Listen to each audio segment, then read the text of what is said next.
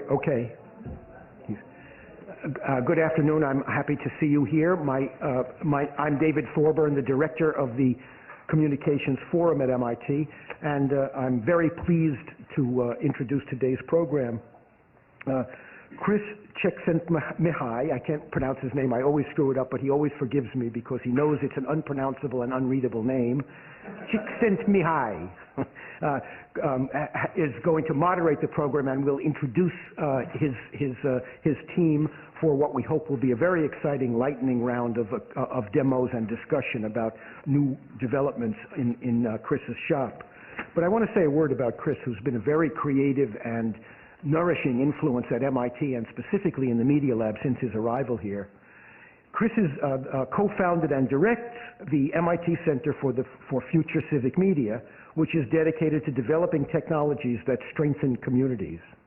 He also founded the MIT Media Lab's Computing Culture Group, which works to create unique media technologies for cultural and political applications. He's trained as an artist and has worked at the intersection of new technologies, media, and the arts for 16 years. He's given lectures, shown new media work, and presented installations on 5 continents and 1 subcontinent. Which is that? What? India, right. In 2005, he was a Rockefeller New Media Fellow, and in 2007, 2008, he was a fellow at Harvard's Radcliffe Institute for Advanced Study. He's taught at the University of California at San Diego, Rensselaer Polytechnic Academy, at Turku University in Finland, and most wonderfully for us, at MIT. Chris.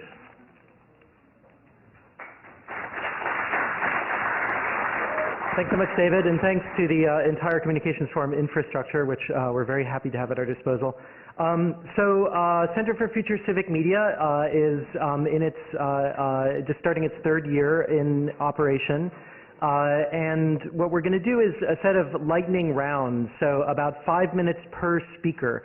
So, I guarantee that no one will be sated after each pincho or tapas. But hopefully by the end of the day, you'll feel completely full. This is sort of a door opener. It's basically us, lots of researchers being able to show you very quickly a taste of a project. But we encourage you to come up afterwards, introduce yourself to the researcher as we're milling around after the event, and ask them for more information, for contact details, etc. Of course, all of these projects, or most of them, are on the civic.mit.edu site. If they're not there yet, there's a reason for it, but they will be there soon. I would be remiss in, David introduced me. I'm one of 3 PIs at the center, and the others are William Uricchio, sitting right there, from Comparative Media Studies, also the Director of Comparative Media Studies this year, and Mitch Resnick, Director of Lifelong Kindergarten, and between the 3 of us, loads of grad students, undergrads, research scientists, staff, we kind of are the center. Who we are, we're Media Lab and Comparative Media Studies and the Knight Foundation, who I'll talk about a little bit later. And we're basically working on civic media, which are socio-technical systems for strengthening local communities. So what does that mean? It means that we're developing both social and technical approaches towards strengthening local communities, geographic communities. We take as kind of a premise that the communities have much of the information and skills and knowledge and ability already that they need to solve their problems, but just as print or video can help record, disseminate information, help communicate, we imagine that there are lots and lots of technical solutions which can help the community to gather, deploy, and communicate that knowledge. So we really see it as distributing civic knowledge, but with an emphasis on the knowledge that can cause transformational action. So how can a community leverage its own knowledge to create the kinds of changes the community needs? And we really take in contrast the typical technology approach, which is strengthening an individual. So when I use my cell phone, when I get my Hummer in the morning to drive, a mile and a half to MIT, I'm using products and services that are primarily designed for me, a consuming individual. What we really see is that many of those products are sold with the goal of empowering an individual, which is great, but often without any consideration for what it does to the people around that individual, to the environment, to the community, to the family. And so we're really trying to take a step back and imagine not just what are the media technologies that can help a community, but how to reimagine technologies so that they're built on the level of community rather than just on the level of individual consumer. You know, in the process, we imagine these technologies will strengthen social bonds and strengthen those communities. So how we do it, what we do is we look at the principles and best practices. I'd say that these first 2 years have been a process of exploration, of taking core samples in a very broad area, and trying to assess what are the kind of boundaries of what we imagine a civic media project to be. And at this point, this is a great time for us to summarize, because what we're increasingly finding out is that we've learned a bunch of things along that process. We've extrapolated points between those core samples, and we understand much better what the terrain looks like. We develop you know, new tools and processes that address the needs of communities and implement and monitor those tools within local communities. And that third part is something that we've been doing quite actively. I'll talk about it in a second. The background for this center is the Knight Foundation, which many of you know, formed by the Knight brothers, a couple of journalists who had a string of newspapers. Knight Ridder, when I was growing up, was a byline on many, many stories. And the foundation was primarily there to fund journalism education, from what I understand. But the problem with educating a lot of journalists is that there's not a lot of places for them to work these days. And a lot of the kinds of ethics and lessons that journalists are supposed to learn in journalism school aren't necessarily things that they can practice professionally at the moment. So Knight decided a couple of years ago to rethink their funding strategy and created the Knight News Challenge. This isn't much noticed, but I think December 12th, was it? December 15th is this year's deadline for the Knight News Challenge, and they're basically going to be giving out millions of dollars to people like you who are interested in solving information needs of communities and democracies, looking at what the next generation of information technology and journalism are going to look like. But you know, it's also built on some other backgrounds. So one of the things that we've noticed working with undergraduates and graduate students is that things like the Iraq War really reduced a lot of the students' interest in pursuing this idea of a neutral, detached media, neutral, detached journalism that's ostensibly reporting the truth. You know, and of course, it's a really bad sign for an industry when The Onion every week has another brutal headline deriding your business model. So there's a lot of background to this, and what we asked Knight when we were talking to them, we said, look, we're really interested in solving the problem of what journalism did for democracy in the last couple hundred years. The idea of a free press, the idea of passing information around, of speaking truth to power, of doing systematic investigation, of enabling a community to understand things about itself and take action on that. But we're not necessarily going to follow the model of traditional journalism or the journalism industry that everyone's so worried about right now.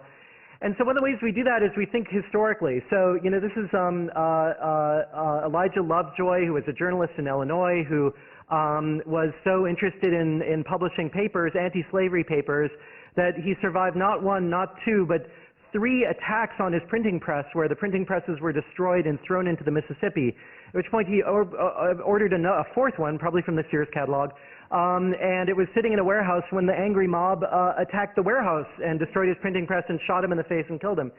And that's the kind of journalism that a lot of the journalists who are worried about their future aren't really talking about. They're, in the words of Lisa Williams, they're more worried about their dental plan. In the U.S., it's not really an issue so much of being shot in the face anymore, but it is internationally. I've recently been doing work in Mexico where, it's presumably right now the most dangerous country in the world for a journalist to work, and journalists are routinely being killed for the stories that they write. So we can look either historically or across the country and realize that 20th century journalism in the United States was a unique historical moment. It might be an aspirational moment. It might be a great exemplar that we can hold up, but it's not the only way that journalism happens, and it's not the only way that we should be looking for solutions. And it's also important to remember that what we're after is a free and just society. Journalism is one way to get there. Government transparency is one way to get there. But there might be multiple ways to get there, and we shouldn't preclude chances. So what you're going to see doesn't always look like what the Knight Foundation typically funds. Some of it looks quite odd, as you'll see. But central to a lot of it is the idea of field work and working with direct communities. To the degree that we've spent we've generated almost £1 million of carbon dioxide in our fieldwork to date, which is causing some ethical issues within the center. This includes work in Mexico, trying to work with the State Department and with other groups to try to help develop stronger civil society in the narco war on the U.S.-Mexico border, where the narco-traffickers are able to do tremendous work with new media. They're on MySpace, they're on Twitter, they're issuing death threats on YouTube. How can communities be using new media to respond? Josh Levenger, who's been developing work in Palestine, trying to get stories and both opinion and facts out of Palestine, and doing work with kids in Palestine to understand how they construct, in the West Bank and Gaza, how they construct a sense of place. Work on supply chain management so that people can understand better where the goods and services are coming into their neighborhood and their community, and how to work more locally. Working on communities that are under threat from forces outside of them, like big oil and gas, and how they can assert their community strengths in that. Looking at how new technologies entering communities that didn't have them before. This is in rural Peru, where they're installing internet in many villages and just trying to understand analytically what effects technology is having there, what people are actually using it for, and how that should work. And also bringing communities together. So this is the work of another researcher who is in Framingham, Massachusetts, where there's been a lot of ethnic-oriented hate crimes recently, and he's working on kind of intra-community tourism, getting people to travel and understand what's going on within the community.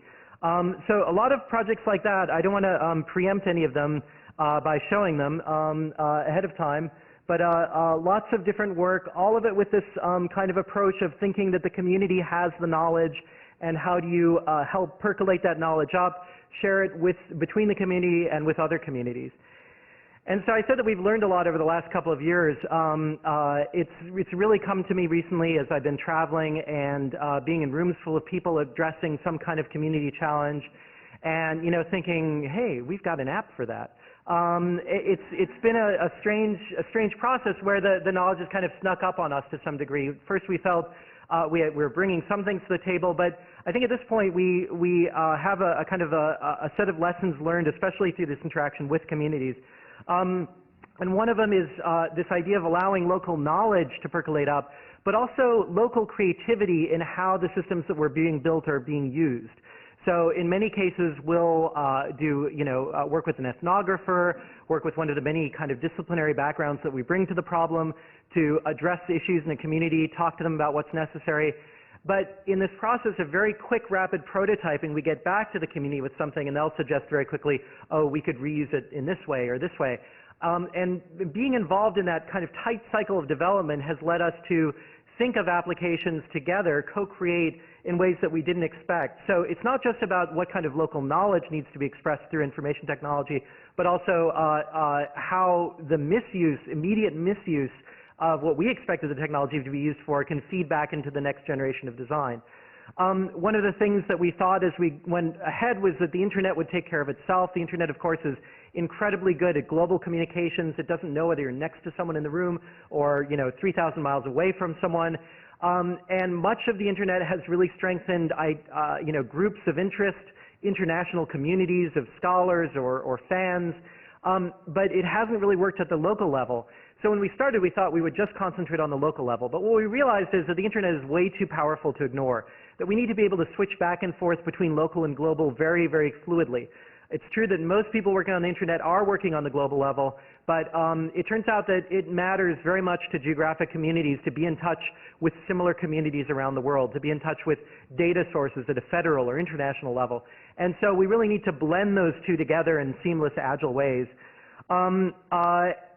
If you involve the community early on in the design process, you're much more likely to be able to design something that's sustainable in the long term. So one of the things that we learned is if we start involving community members early on in what should be built, we serve the interests of many of the important people within the community, many of the change makers, whether they're activists or lawyers or policemen or whatever. If we integrate them early in the design process, we're more likely to build something that's useful to them, and then they're more likely to bring their intelligence, their professional skills to the deployment of the system.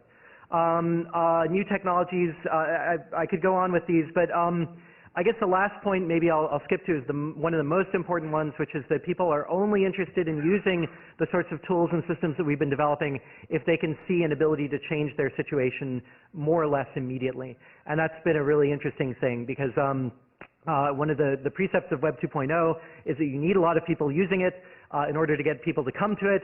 How do you get those people using it to begin with if they can't see an effect immediately, especially if you're working on a network effect later?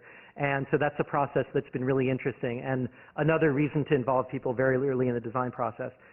There are a variety of new faces who've joined the center. I'm not going to go through each of these, but all excellent people. I mentioned William Urquio already. If you haven't met him, please come up and say hi to him. But you'll be hearing from most of these people over the course of the day. So that's it. Our calling card. civic.mit.edu is the website. C4FCM, Center for Future Civic Media, on Twitter. And we just started a dev blog, which is for the more code-oriented of you. If you know how to use a repository, you should head over there. That's a kind of quick updates from individual researchers about what they're working on technically. So feel free to go to that. And with that, allow me to introduce the first of our speakers, who's Ryan O'Toole.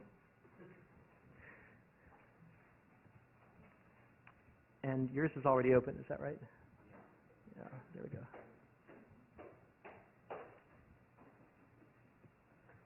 Okay, there we go.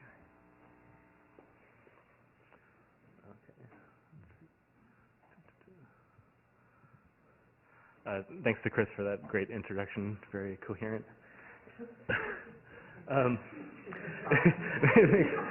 Makes it all sound really nice. My name is Ryan O'Toole. I'm a second-year graduate student at the Media Lab. I'm in Chris's group, the Computing Culture group, and I'm also a fellow at the Center for Future Civic Media. And I'm going to tell you about my thesis research project this semester, which I'm working on with a fellow named Mike Norman over in the Sloan School and the Department of Urban Studies and Planning. And the project's called Red Ink. Going to this idea of like community knowledge or local knowledge, basically our project is looking at collective financial information. So I'm going to define that space for you a little bit right now. Are you guys all familiar with like mint.com or Yodlee or Wasabi or something like this? Yes? No? Maybe?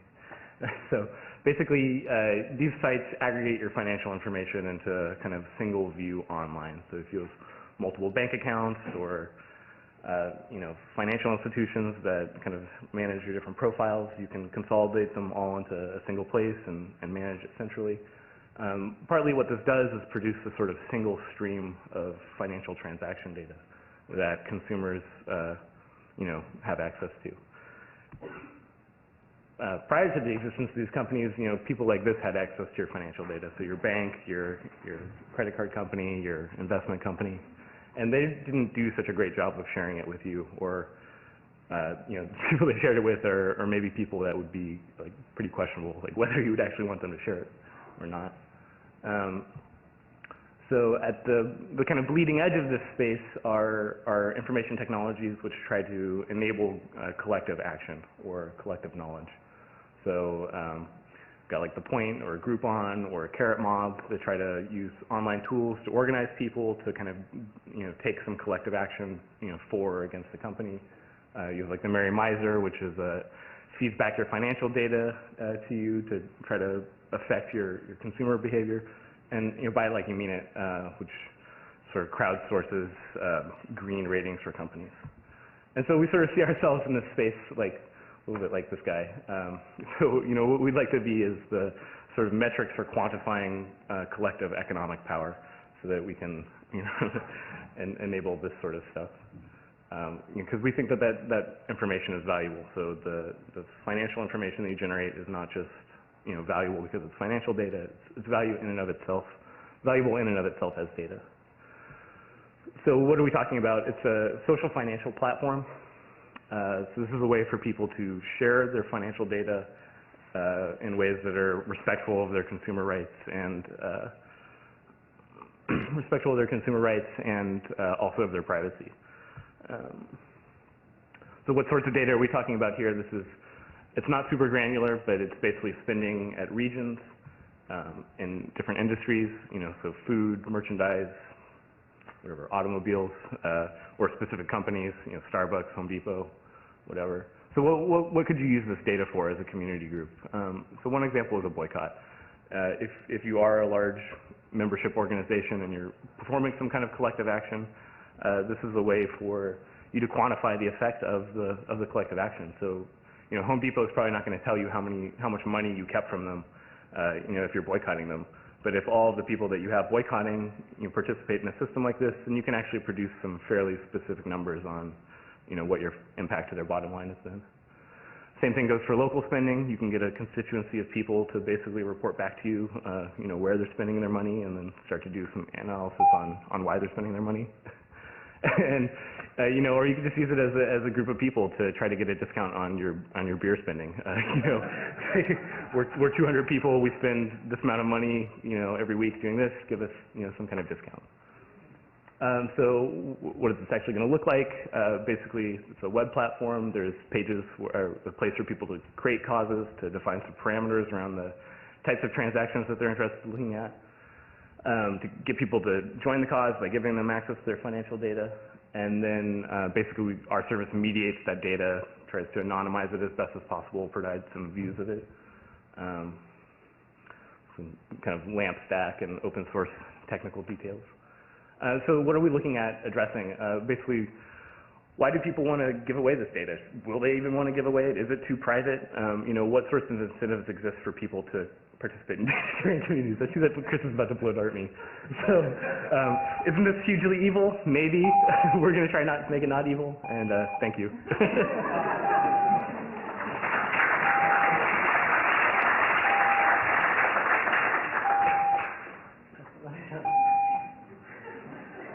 Next we have Nadav Aharoni, who's going to be presenting an extension of the work that he's been doing for the last year or so. Is that one open, do you know?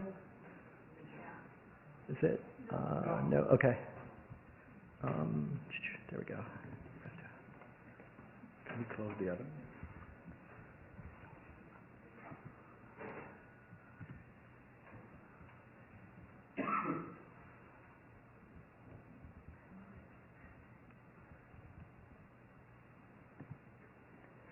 So, hi, I'm Nadav Aharoni. I'm a PhD student at the Media Lab. I'm part of the center and of the Human Dynamics Research Group.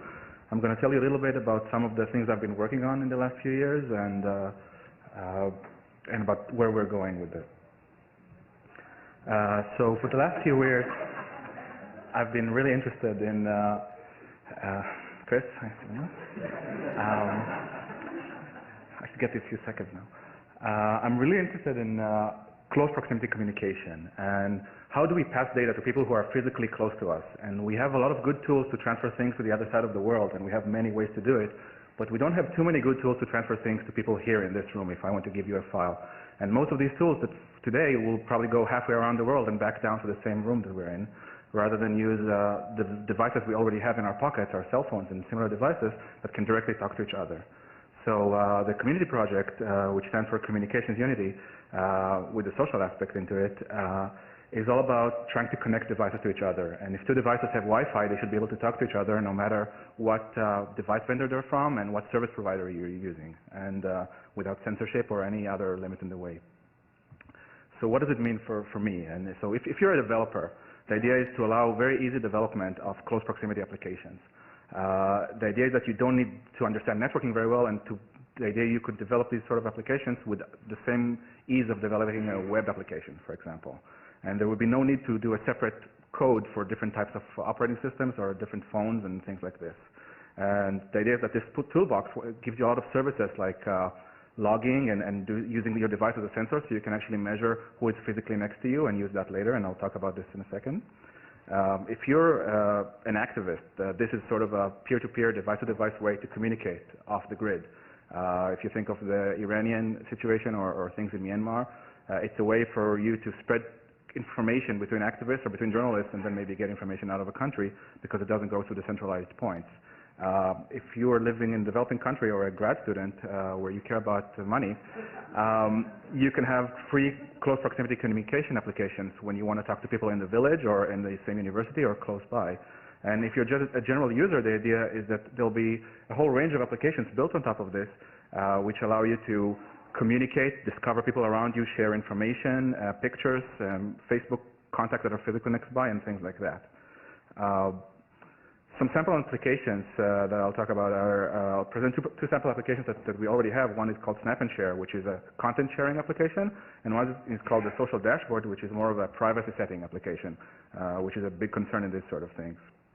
So the idea of Snap and Share, just like the name says, is you can create content, in this example a picture, you tag it with different groups that you belong to, and then as you physically pass by people from those groups, they can choose to accept it or automatically accept the information.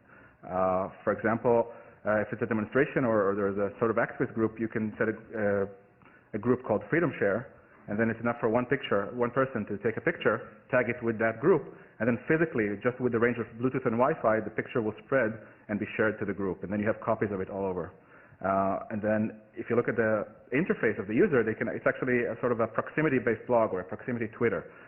It only lives on the devices, but you can have communication. People can comment on the pictures or any content, and it's totally off the grid.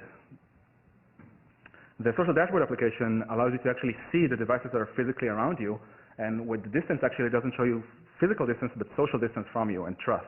So you can actually play with those icons and move them back and forth into these circles of trust and actually change the way your device treats them. So you won't get spammed by advertisers because they'll be in the outer circle. And the main question that I've been facing is, will it blend? Will that actually work in the real world, aside from the technical demos and making it feasible? And I've been really trying to think of, how do we actually evaluate these sort of projects that we want to see how it changes community, how does it improve social interaction of people, and can we actually quantify that?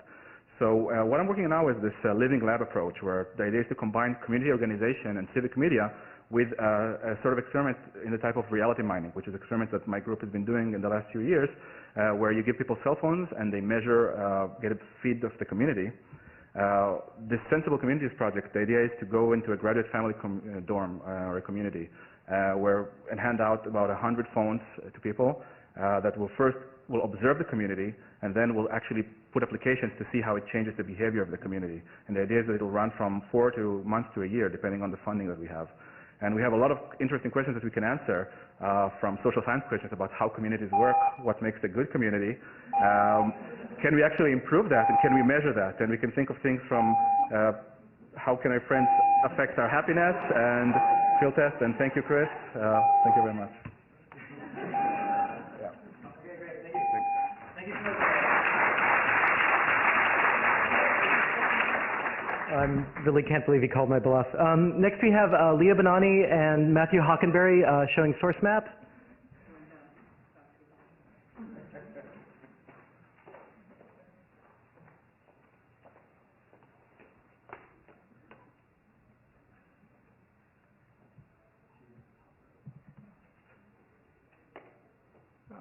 There are my notes.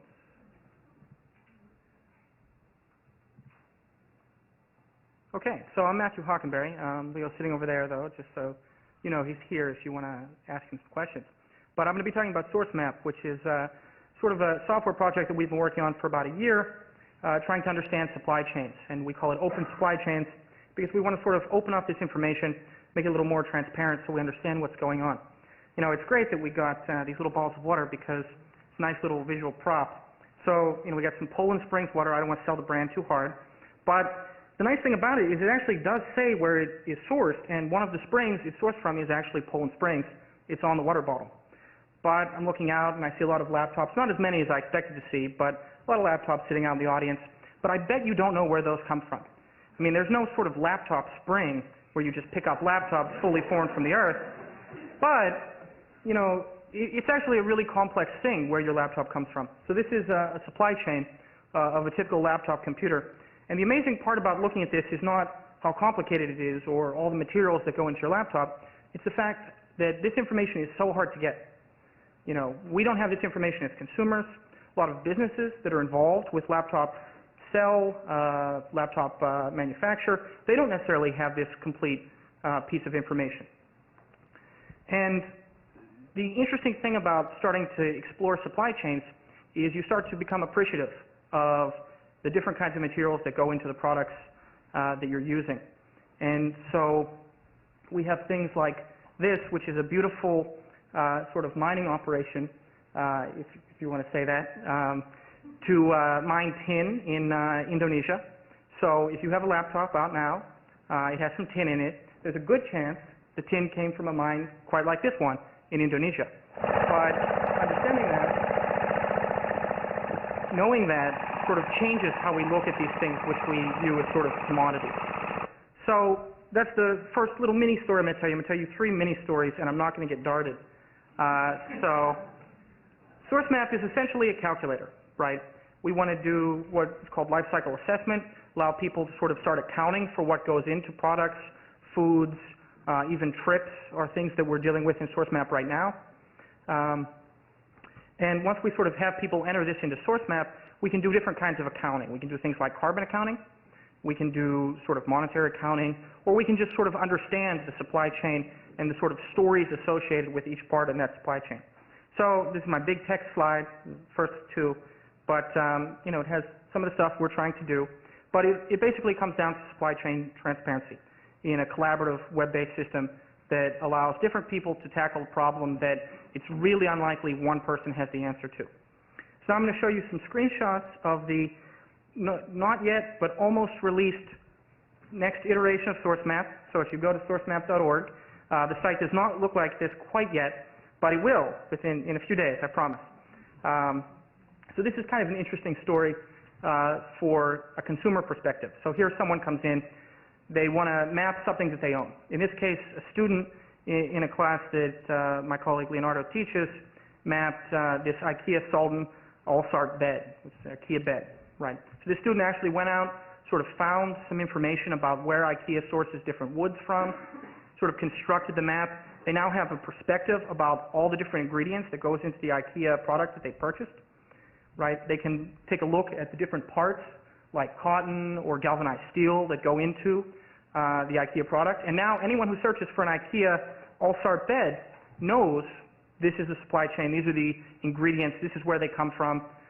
This is a product that's shared across several continents. We can do things like understand a little more sophisticated accounting. We can visualize this information in different ways.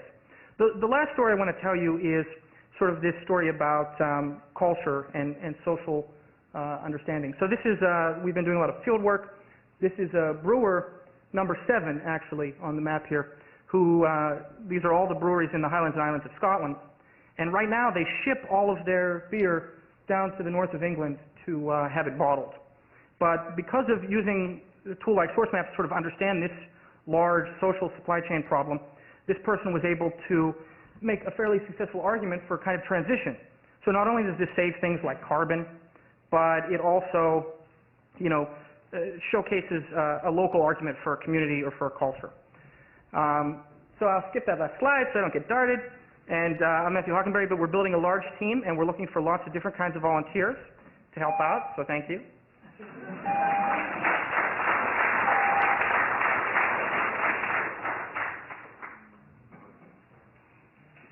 So last, I'd like to introduce myself. So I'm speaking on behalf of the Extract team, which is a fairly large group of people. Christina Shee, Matt Hockenberry, Dan Ring, and many, many more. Sarah Wiley co-founded the project. And what we were really looking at was the question of what is local in the day and age where so many of the things that affect a local community are not from within that community, aka globalism. What can we do as a community to assert our independence in the face of increasing financial, legal, commercial ties? And how does one, if one is in a community that's being affected by things outside the community, essentially unionize the community, establish a way of opposing outside forces which are causing changes in the community that they don't like? So, you know, we look at the work of sociologists like Manuel Castells, a student of globalism, who makes the argument that the system of democracy, of representational democracy that's based locally and then works its way up to a federal level, is a system that's great, but you know, times have changed significantly, and with the kind of dense interpenetration of global capital, global markets, et cetera, it's much more difficult to imagine how a system like that would work. And so we're doing work in areas like this. This is North Texas. Each of those plots, it looks like a suburban subdivision, but actually each of those is a wellhead. The entire landscape is being taken over by energy extraction, and you know, Texas is our future as a planet. What we're looking at, if you read ProPublica or the New York Times, you'll have seen articles about fracturing, hydraulic fracturing, which is this very chemically intensive process that currently is not regulated by any federal law and very few regional and state laws.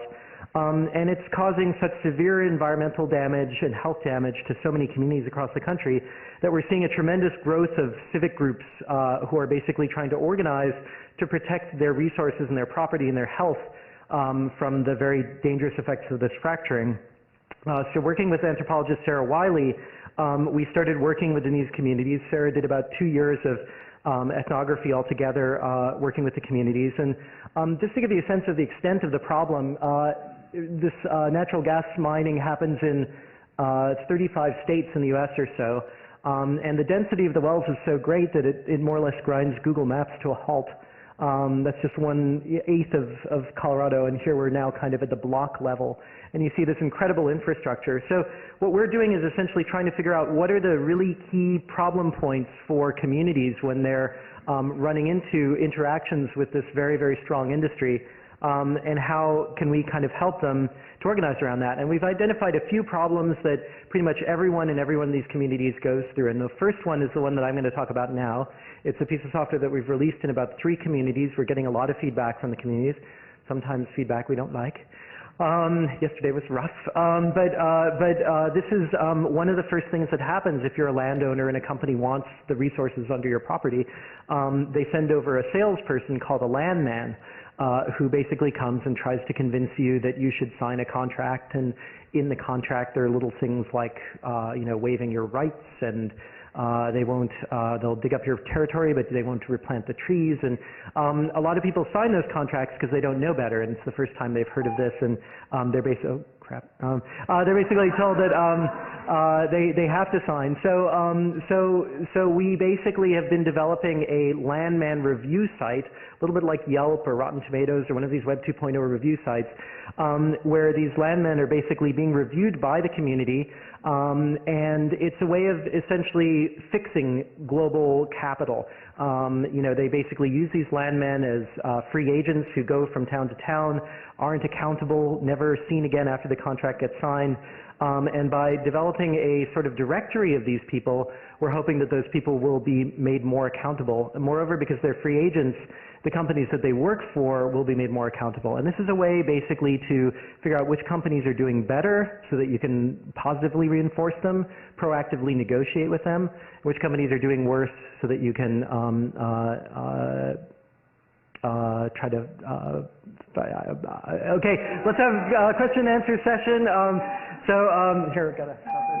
So can all the speakers come back to the stage? So the speakers come back to the stage, and we've got about 8 minutes for question and answer. So.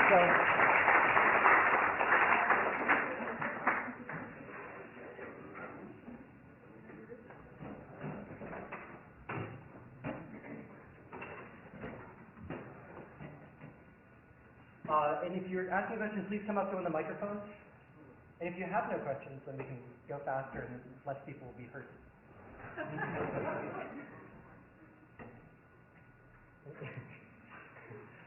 No questions?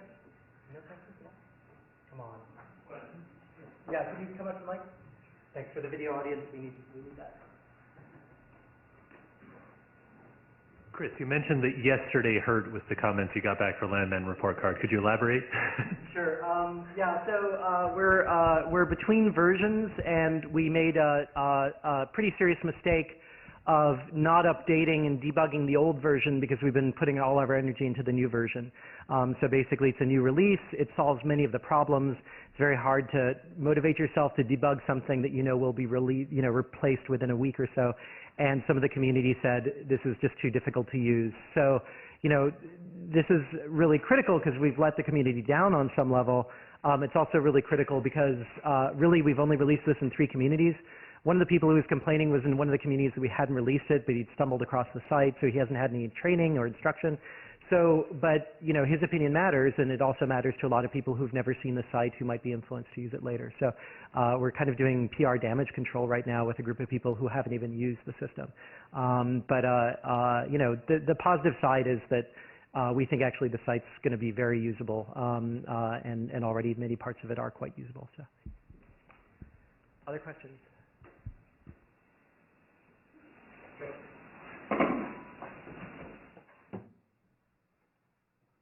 These are really impressive. How are you doing outreach? I mean, how are people going to know about these sites?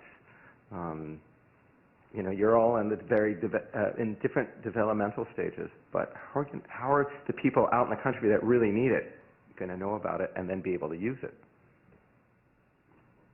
Well, I mean, I can answer from SourceMap's perspective. We've been doing a lot of field work. It's hard to sort of get average people, consumers, to go in and do this. So we've been doing a lot of specialized work, going to places like the Highlands and Islands of Scotland, here in Boston, working locally. We've been finding people come to us. They want to help out. This is an important problem that it seems to resonate with a lot of people. David Zwarg was our first volunteer, and now, coincidentally, he's moved to Boston and now comes in every once in a while and works. So it's been very fortunate for us. I know that's not... No, I mean, that actually is the case with our project too, that, I mean, the needs of these communities is so great that they proactively approach us. So we, before we had even made any public launch of the system, we had people from several states who had heard through the grapevine about the system and were requesting it. So, that actually has not been so much of a problem for us. Nadav has a captive audience also. Part of my issue is also because I'm right now pretty much alone or with several random help every now and then, it's very hard to bring a project to an end user deployment stage. So in talks like this and other forums, I've had more than in my share, I guess, of potential communities and potential studies to do. And it's more about trying to focus on one and bring it to a stage where we can actually launch it for people to download freely and install on their devices. I think that's kind of where, because this project is very, very technical in the sense. And do you want to do anything? Yeah, no, I'd just like to say I think it's a good question because one thing that we do at the center is actually interact with real communities. So it's not enough just to make a website and put it online and hope someone goes to it. So like for me, I have a partner that I'm developing the project with who's in more of the community development and organization, like activism community. And so like I'm kind of handling the technical parts, he's handling some of the deployment and strategy parts, and so that's how we're hoping to go forward. And also I think, slightly different from these other projects, we're looking at, a potential community, like an emerging community, one that maybe isn't quite as defined as the types of people that Chris and the other projects are trying to go after. Okay, well, if no one's jumping up, then let's save some pain later and move on to the next group. So thanks guys so much. Yeah.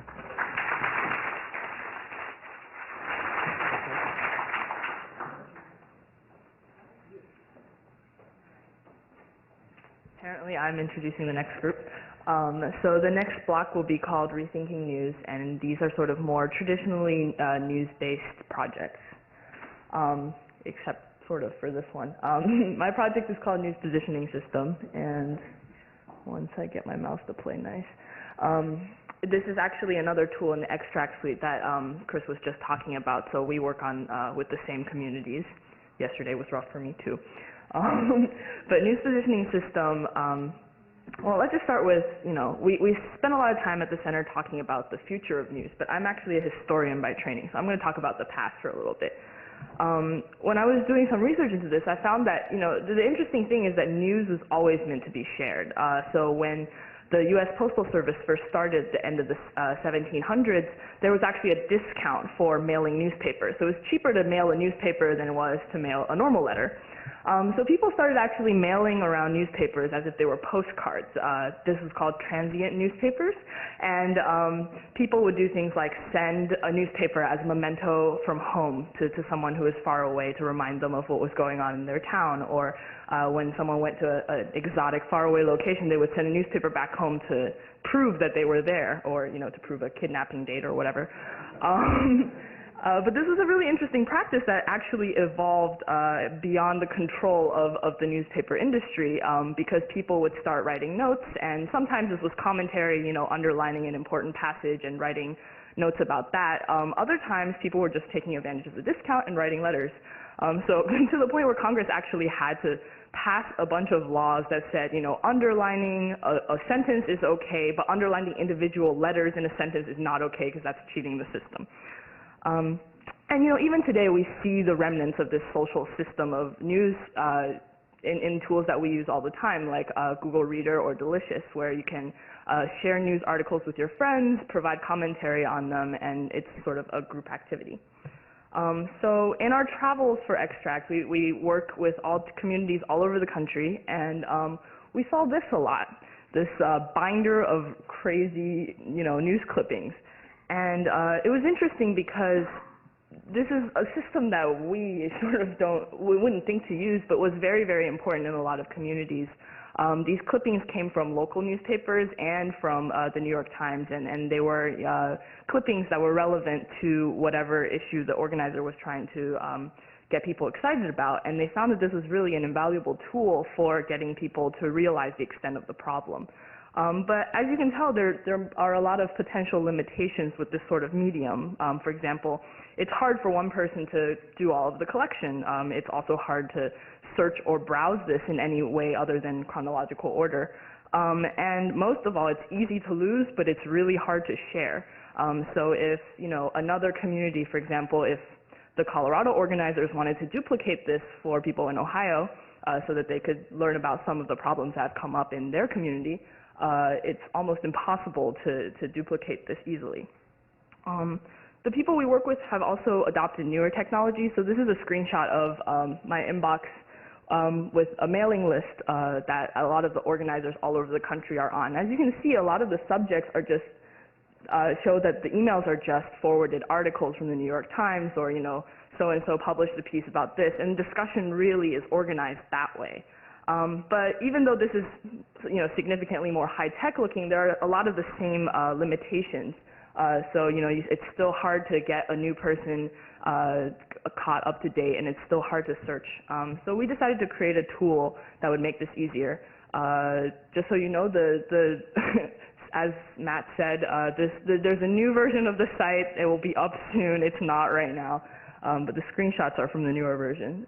So this is News Positioning System, and all it really is Delicious with a map. But it's more significant than that, we think, because it provides a lot of the context that we think that has been stripped out of news. So, with the map, there's geographic context, but you can also look at it from a topical or a social context. People can form groups. Those are obviously fake groups. People can form groups that can then share articles between each other with a different privacy setting. And the way you use it is easy. You can either go to the site to add an article, or we made a bookmarklet that allows you to, whatever page you're on, to easily add relevant information, and then it gets added to the site. So the next steps for our project are to release the code. We're hoping to do a big publicity push and code release in the next couple of weeks, and then one of our UROPs is working on an automatic email scraper so that people can actually just continue their practice of emailing around links, and that'll automatically get fed into the website. If you have any questions, you can use that email address. Thank you. And next up is Florence.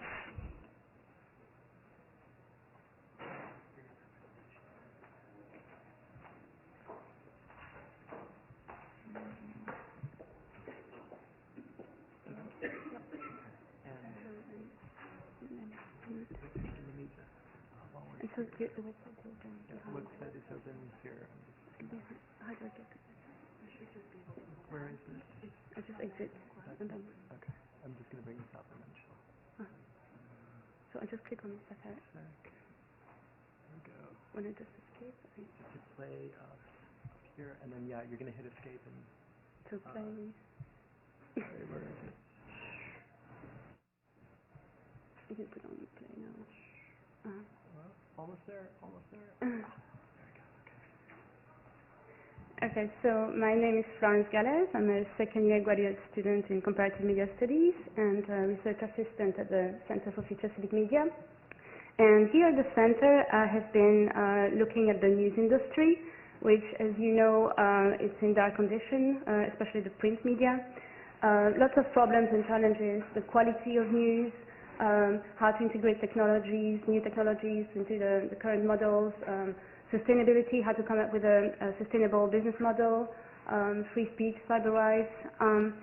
So one of the big problems, I think, in the news industry is collaboration, because the news content that we read now, it comes from very different news sources, from professional journalists, reporters and editors, staff, non-staff, freelancers, citizen journalists, bloggers, Twitterers, Facebook dwellers, and so on.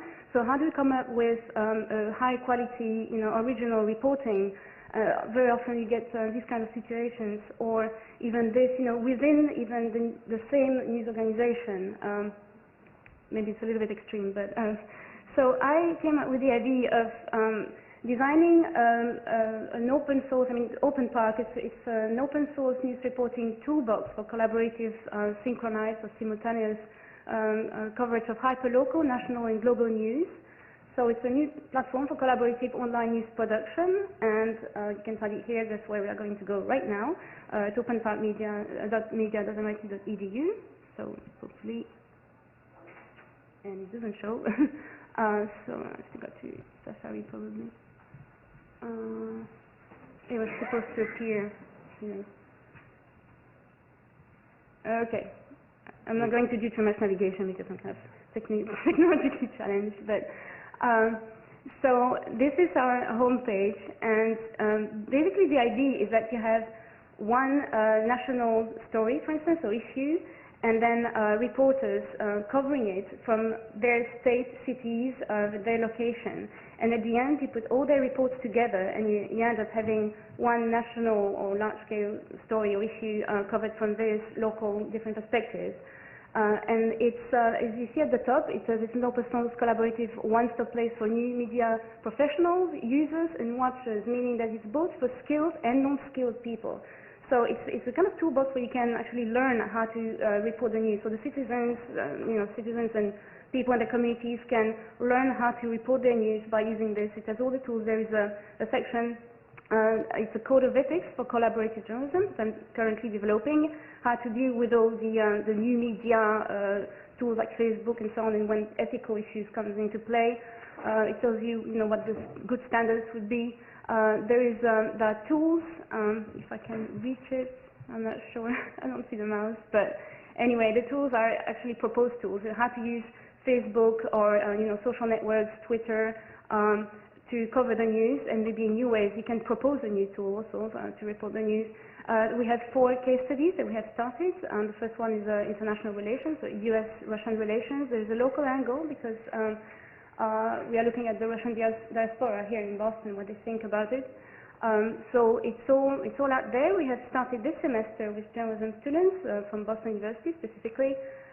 So it's all at openpark.media.mit.edu. So happy exploration and news production.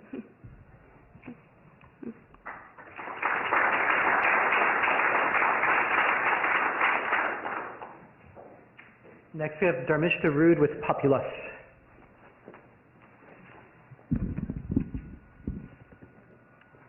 Hi. So I brought my own water. It's not Poland Spring.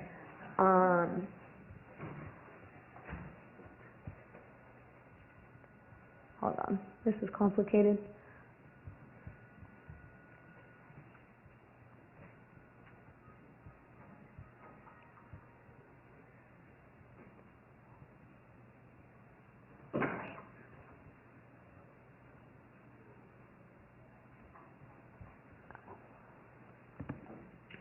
Oh, that's not what I want. Oh, yes, it is. Okay. Hi. So I'm here to talk to you guys about Populous, a project that's actually going on within student media at UCLA, which brings me to the first point of discussion, the world of college media, where there's a really fast turnover of students. It's very exciting that, fast pace also transfers into the newsroom. You get a journalistic education at the fast-paced speed of a college campus. But there's also, oh, my slides didn't export well. Just imagine it's crossing out the world of and making it problems of. It was cute on my computer. Anyway, most college newspapers don't have the resources to innovate with the fast turnaround of students. It turns into a problem for using existing platforms and trying to even just facilitate simple customization of other platforms. And so it really, in three specific areas, this is a big problem. Web presence being very prominent as everything's moving online. Different newspapers have varying degrees of technical competency, making web presence a difficult challenge. Organization is also a difficult challenge internal to these newsrooms. I remember in my college newspaper we had, as photo editor, I had 4 whiteboards on the wall, and if I wanted to assign a photo to someone, I would write it on the whiteboard. I couldn't access it on my iPhone or anything, and I had to physically go to the newsroom to see if it was there and, print it out on a sheet of paper. It was terrible. I don't recommend it. And the third problem is sort of something looking forward into the future. How does the newsroom interact with the community, and how can we further that online? So, there goes my cute slide again. Luckily, we've thought this all through. So, we have some answers. It's a Django-based solution in 3 parts. It's a basic content management platform, a digital newsroom, and a feature we're calling Campus Walk. So the content management system is, easily facilitates blogs and categorization of content, seamless audio, video, and photo uploads, and integrates with existing social media. The digital newsroom is an it's really hard to say, organizational tool with a newsroom in mind, where you can plan and assign stories, view everything on a calendar, and you can access it from anywhere because it's online. And the possibly most exciting of the 3 solutions is Campus Walk, creating a community hub of information with things like group profiles, where anyone can form a group around content, interests, or activities. And we're currently in collaboration with within the UCLA community to create visualizations of all of the community-generated information to create this truly as a hub for the community. And so the problem is larger than student media, but the solution is too.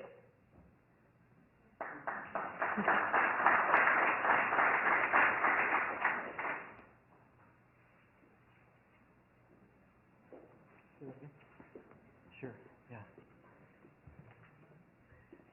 You should be...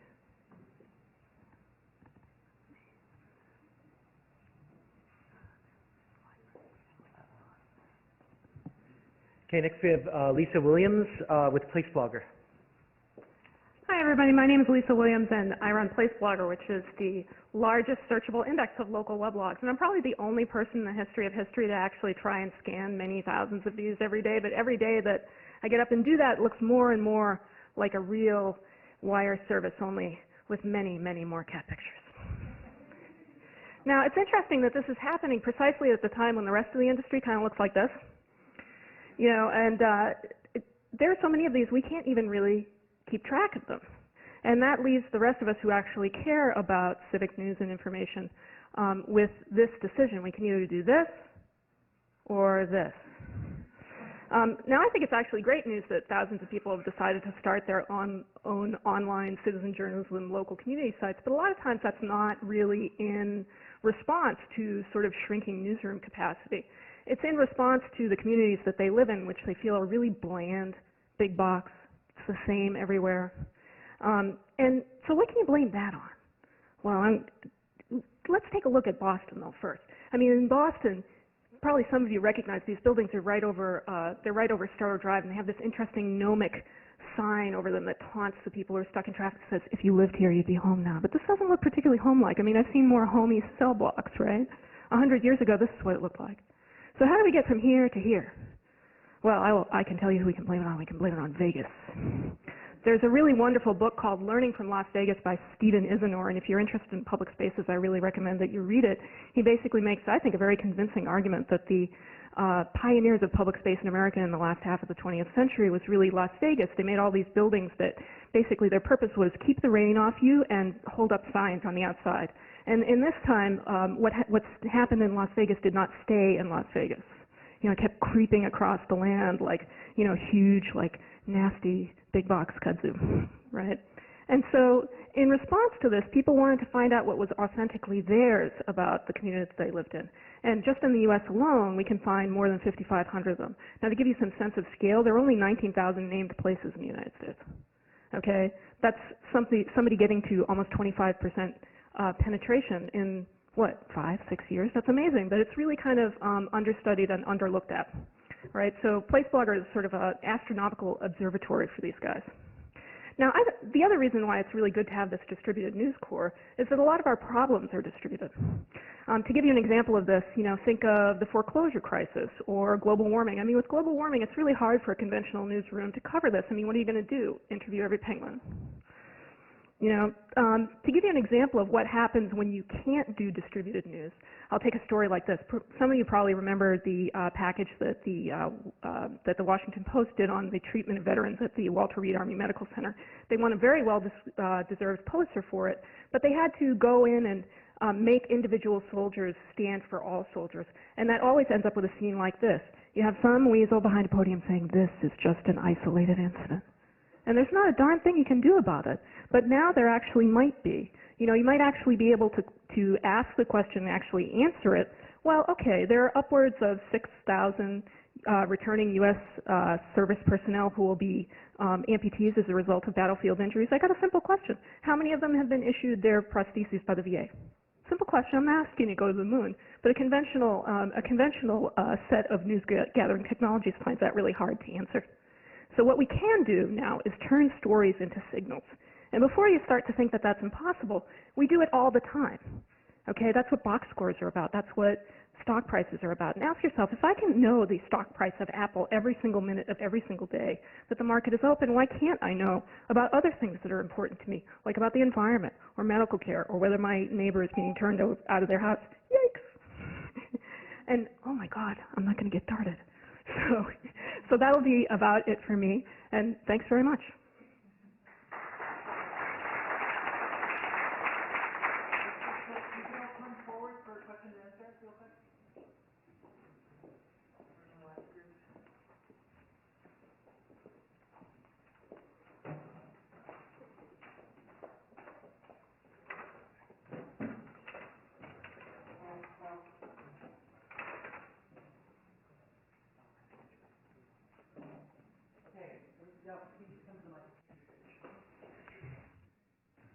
Jane Wang. Those are fascinating tools and concepts. And I'm wondering if you have ever considered moving in the direction of providing multilingual supports for the tools you are developing. And if you're thinking about doing that, would it involve more than just quote-unquote translations? And what kind of barriers would you expect in moving that direction? This on? Okay. When I actually started PlaceBlogger, I really thought that it would be a U.S.-centric site. And then the first day that we opened it, a very popular weblog called Boing Boing linked to it. And they happened to link to it at about midnight Eastern time, which meant that all the people who were paying attention were on the Pacific Rim. So I went to sleep with a U.S. site, and I woke up with a site that really had a lot of sites in Chinese on it. Although I wasn't really sure if these were spam or if they were Chinese because I couldn't read them. So I had to go out and get a lot of friends to help me and say, is this spam or is this a real site? So we'd love to do it. I need more collaborators to help me do it. Okay, well, OpenPark is really in the early stages. We just launched a website this summer, so we're not thinking of doing any translations or on that level, on a formal level. But I think that the international stories, the one on US-Russian relations, at an informal level, it is involving some Russian language skills in a sense. I mean, I have a lot of contacts in Russia, and I'm using them. The reporters can take interviews online or either by email also, but we do use sometimes Russian to cover that topic already. So. The nice thing about a lot of the tools that we're using, I know Dharmesh is using Django as well, is that a lot of these web frameworks have localization options built in, so it's really not that, and especially since all of our projects are open source, it's really not hard to, if somebody wanted to make a localized version, it would be very easy for them to do it. As for our system, it's totally content neutral, so if people were to link to a Spanish language or French or Chinese news article, they'd be more than welcome to do that, and it would work just fine.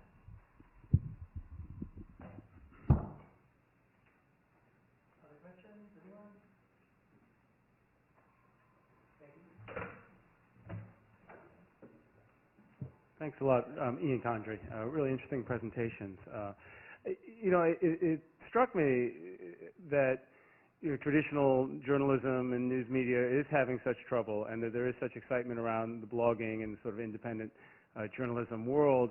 I'm wondering if there are similar concerns about sustainability, though, or how you see that going forward. I guess my sense, and I don't know enough about the world, but it seems a large number of the bloggers are sort of on their free time, or it's not really a career yet. There's a handful, that have managed to transition to full-fledged news organizations and longer-term careers. But I'm wondering what you think about sort of post-classified ad models for this kind of journalism and what really can lead to sustainability of these really interesting projects. I think that's probably to me, but if you guys have 2 cents on that, I'd be interested in hearing it too. Many of the sites that PlaceBlogger looks at are passion sites. Passion is surprisingly durable. It's much more durable than I thought, and one of the things that I was interested in when we did PlaceBlogger was mortality rates. The mortality rates of these sites is actually very small, and it doesn't have to do with money. It has to do with the fact that, at least in North America, people are very mobile. One of the main reasons for these sites to shut down is that the originator moves. Since I also ran a local site, one of the big problems is that existing ad networks really do very poorly for local sites.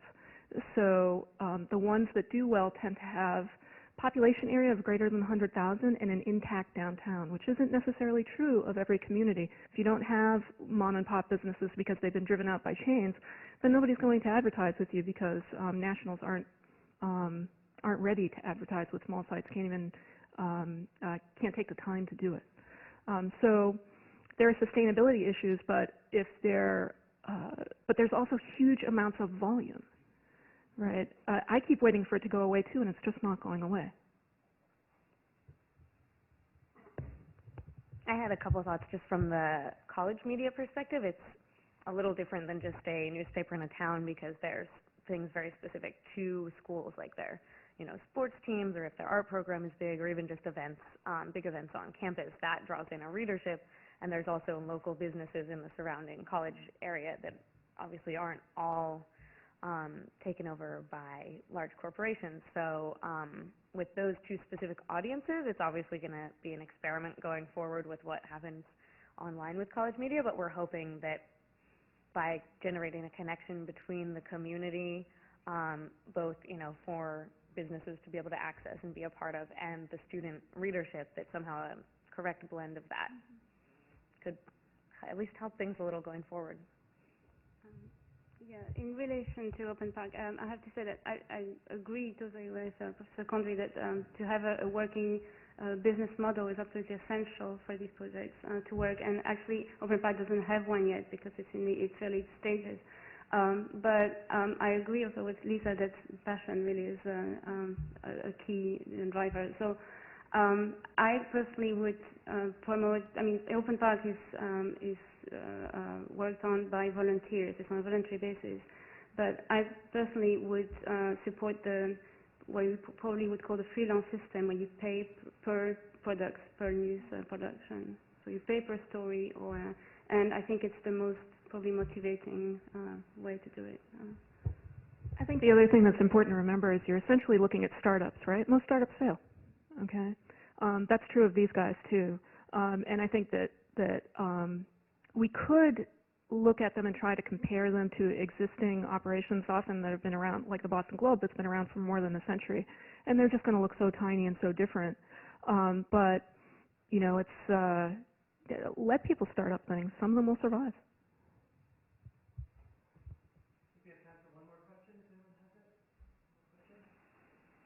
All right, then we'll insert and move on to the next group.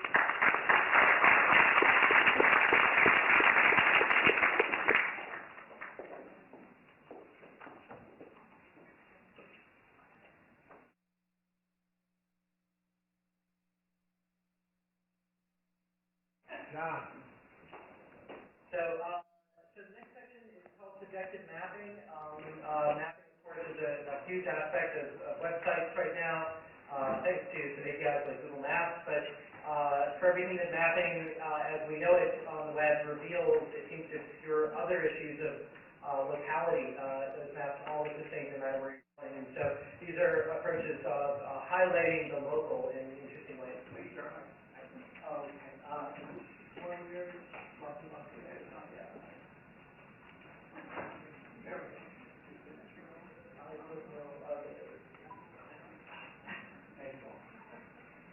Hi.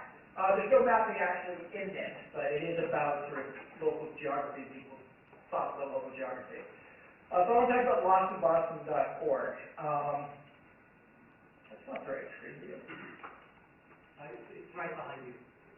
Oh, it is? All right, it was right behind me. Let's try it again.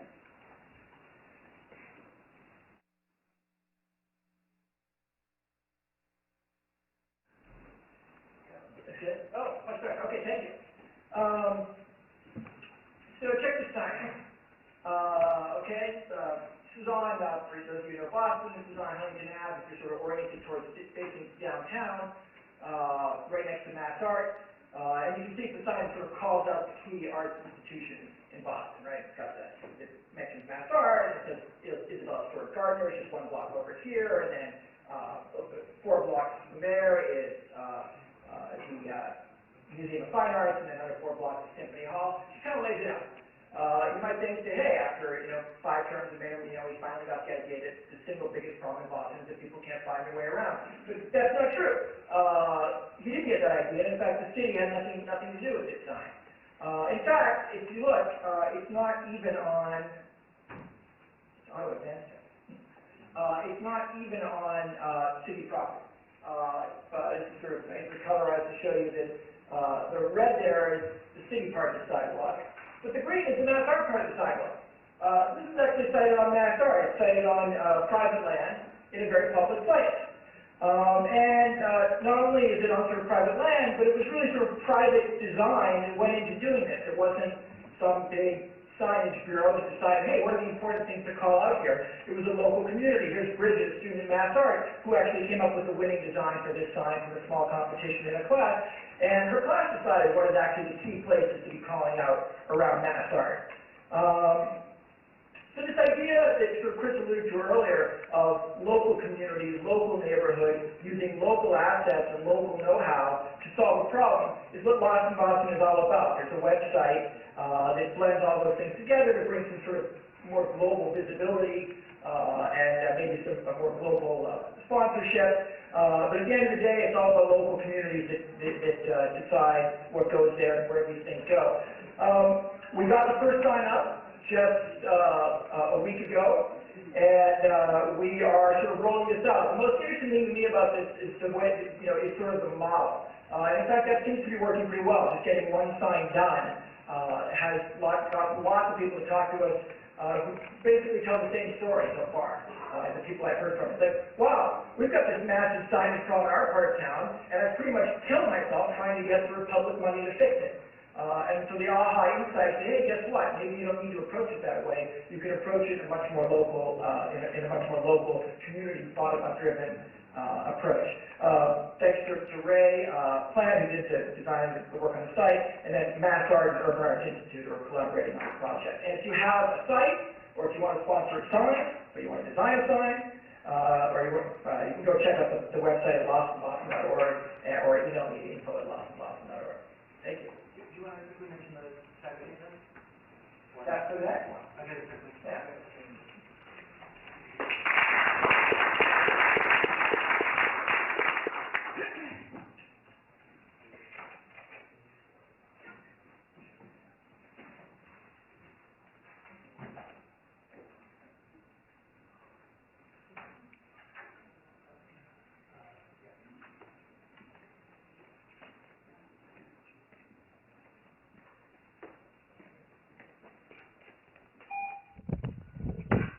All right, and I'm done. Okay, so as this Jay Silver. So this project that our group did is like a lot of the projects in the subjective mapping category. Asks, what's a map, guys? What's a map? You know, what really? And who makes them? Is a building, a road, a map? What's a map? And I was inspired kind of by these diner maps. Like, this is a map, right? But it's not a map of roads, and it's not a map of buildings only. It's kind of it has a caricature to it, kind of a caricature map. And I was inspired by that, so I made a map of my childhood. And so, you know, I grew up vegetarian. That's tofu up on the left. I have birds at home, and across the street, you know, it's not very literal, right? But it's a map of my childhood. And here's a map of a workshop I ran once. So I kind of have been thinking about what is a map, and how do you make them, and what spaces do they exist in? Are they only geographical, or are they in my mind and in my emotion space? And so that's why we are working on this project called awareness mapping. So what does it mean to map for the purpose of awareness? So we went over to India and we worked with some kids in a really cool school, or kind of a not school, kind of a strange school. And we said, okay, let's make a map of your community. So let's first focus on nature. Here, take pictures of nature. Here's some cell phones, and some of the pictures we got seemed like nature. Okay, yeah, I see what you're doing. Here, they're taking a picture of a satellite dish or something with a scarecrow on it. Here it's like a mosquito ditch, but also like a sewage drainage ditch, but also kind of a bathroom, as I learned later as I was digging in the dirt, they told me. And this is like a well where they pump the water. And so all this is nature, and then we said, okay, well, sketch this, let's take our favorite parts of nature and focus on them, and now we're going to start paper crafting our buildings. So first, we'll start with the school, and let's get our bodies involved and measure the building with our hands and take string to the top of the building, see how tall it is by dropping the string down, and we started to build paper crafts, and those fans you see there on the lid, those fans are on the ceiling. And it's kind of like a realistic-ish model, and they're really good with paper, and so we did 3D pop-up stuff.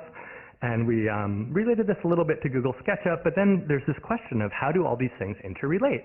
So we've got this nature and humans as part of nature, and man-made things as part of nature. And so we acted that out to try to get a feel for how all these things relate to each other. And you can see there's complex interrelationships. This is the well and someone pumping it.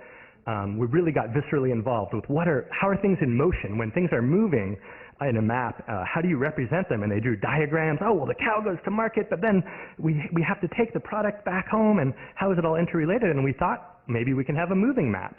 So we made this map by cutting holes in paper and mixing computers right in. And I'm going to see if this video plays, and if not, I have it on a thumb drive. So I'm going to try to play it off the thumb drive.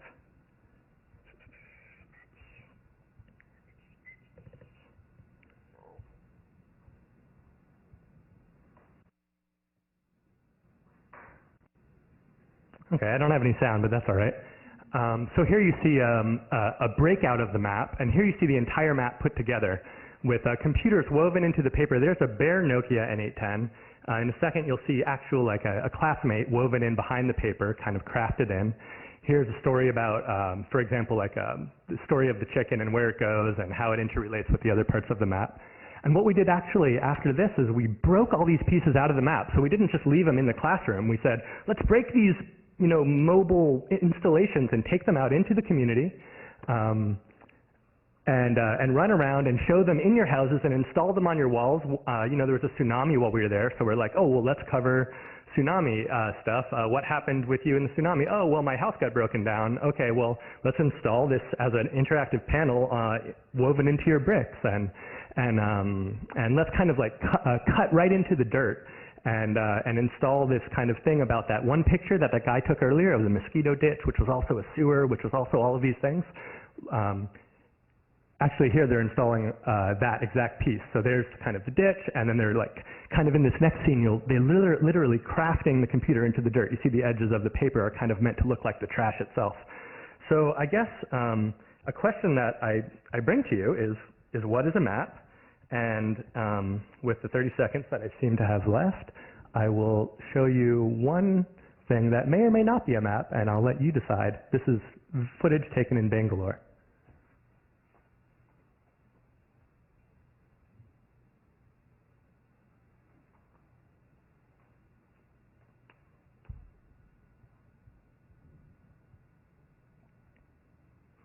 So just a video, but maybe it's a map, I don't know.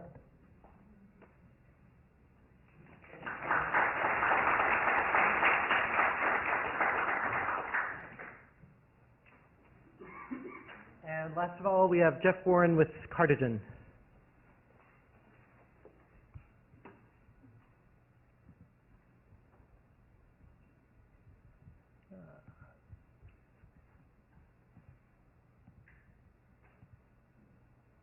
All right, so I think I have too many slides, so I'll just do them really quickly, and then you'll just have to keep up. Sorry, I have too many slides. But I'm trying to make a lot of, I'm sorry, I'm Jeff Warren from the Media Lab. I'm in a group called Design Ecology, and I work on mapping tools. And thank you. I try to make maps of things that say, for example, Google cannot or will not make, and really trying to think about mapping from the other side, about the people who are in the map and how they participate in the map. So I like to go to places in Google Maps where they have kind of a representational problem. Like here, they're not really sure whether Western Sahara is a country, so they just put a dotted line, and that's because Google's not really trying to take a political stance on that. But I think I try to frame how I approach mapping with these 5 issues, and try to answer some of these questions. Let's see. So the core of my work is this project called Cardigan, and what it is it's a set of tools for mapping, but at the heart of it is a renderer. And what that means is it takes discrete mapping information like coordinates, polygons, things like that, and it renders them in front of you at about 15 frames per second. So you can view a map just like in Google Maps, but you can make these really dramatically different maps. The project's open source. It's cardigan.org, and there's API and documentation online and some videos. But this is a good example. I made a map of the entire world that looks like the classic computer game Warcraft 2. And you can see London here, and there's the Parliament and the Treasury. But I mean, this is kind of a fanciful example, but with this I was able to take a map which is kind of dry and purely geographic, and make it extremely relevant to viewers on, say, Boing Boing, who really like playing Warcraft, or did back when that was all the rage. So it was a way to create a lens for the entire world to make information more relevant. In this case, just in a kind of frivolous way, but I think there's a lot of potential to look at mapping as a filter or a lens. I also think there's a lot of potential to do things that are very interactive. This is a map using OpenStreetMap data that actually is showing the road conditions, pavement conditions in Cambridge, and it's collaboratively contributed. But this is a map you imagine you could have open at the MBTA or whoever fixes potholes. And these maps are HTML5 with JavaScript. These are viewable on an iPhone or an Android phone, and they're not as fast as I'd like, but we're getting there. So I'm going to show one project I did to demonstrate what you can do with Cardigan, which is this really scriptable dynamic mapping framework. It's called Newsflow. And what Newsflow does is it looks at where articles occur, the places that are in news articles, but also where they were written, or more accurately, where the headquarters of the news organization is. And this is like a lot of different articles over a few days. But if you go to the site, you'll see in real time, like these are articles that occurred in the last few minutes. So this one, I just did this video before coming here, so this should be only a few hours old. And you can kind of wander around, interact with it. You can click on Reuters, for example, to see all articles recently by Reuters and to see kind of what is their global reach. Is Reuters, do they have a particular interest in an area of the world? Are they ignoring certain areas? And by contrast, could you look at, say, Xinhua, I think is an interesting case, and I think in the video I do that in just a second. But, and try to contrast different news sources. It's only English language news now, and that's just because I suddenly had to write a thesis proposal and couldn't add the other languages, but they're almost there. And so yeah, this is Xinhua here. I like this one. And you can also click on places and see the actual articles. There is an interface for looking at all the news sources that cover a single location rather than all the places that a single news source covers, so the inverse of that. And trying to think about kind of a immersive way to look at news. So I think that, I'm totally out of time here. I'm just going to rush through here. I want to make tools for people who don't have the money to buy a GPS but still want maps.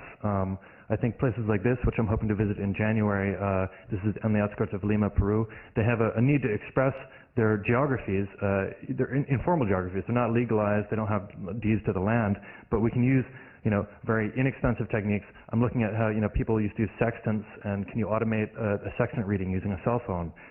Could you scan in maps that people draw and rectify them, stretch them to make things fit? This is a map I did with a friend of mine, Santiago Alfaro. Tried to stretch it so that it actually was geographically accurate by correlating corners to the edge of a GPS. You may have heard at MIT here, some students recently launched a balloon to 90,000 feet for $150. So tomorrow, I just actually, before coming here, ordered some helium.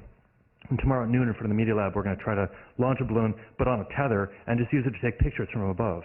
So I think that's it. That was within a millisecond of when you hit me. It's on time.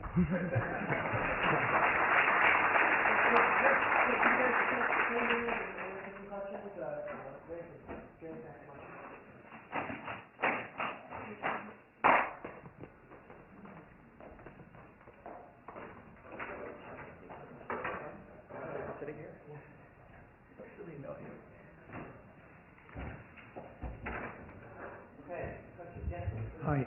Several of these projects deal with mapping, and I wonder if each of you would talk a little bit more about the larger implications of why it's important for the capacity to map and to map things that haven't been mapped before. Why is that an important power to make available to people? What's sort of the large picture here about why these projects are potentially transformative or deeply helpful? Well, I think, I guess I would imagine traditionally a lot of people interact with maps by going to the gas station, buying a road map or something like that. And today we do the same, but with Google. The experience hasn't changed, I think, in the underlying principles. The media has changed a bit. But I'd like it if people were more able to produce maps and communicate via maps, and if it were more of a medium of dispute or conversation, or So that's my interest, I think. Well, in an age of overflow of information, map is like a snapshot of a space, and it shows a lot of different things. It shows how to use a space, but it also shows why is a space beautiful. But what's hidden is who made the map, and really what is it bringing to the forefront, and what's important. And maps are so powerful in that, but the authors, I've never seen a map with an author in my textbook when I was a kid. Maps have authors, and perspectives are so important. So maps, short snapshots, how to use a space, and why they're beautiful. I'll go a different way with that. I guess I feel about maps the way I feel about journalism, that it's not important unto itself. It's important in terms of what it can do. And what it can do is just make you feel located and make you feel connected, grounded, part of an area. And so if you saw what I did there were no maps. We talked about putting a map on the sign, and I don't know, my experience of maps on signs is that obviously they're aspiring to make you feel grounded, but they don't. They're often barriers to feeling like you know what's going on. So we went with more sort of more of an oral culture of directions, like straight, 4 blocks. That just seemed to work better for those types of problems, but the goal is the same, to make it feel like when you're here, you have a sense of where you are and what's around, and you feel connected.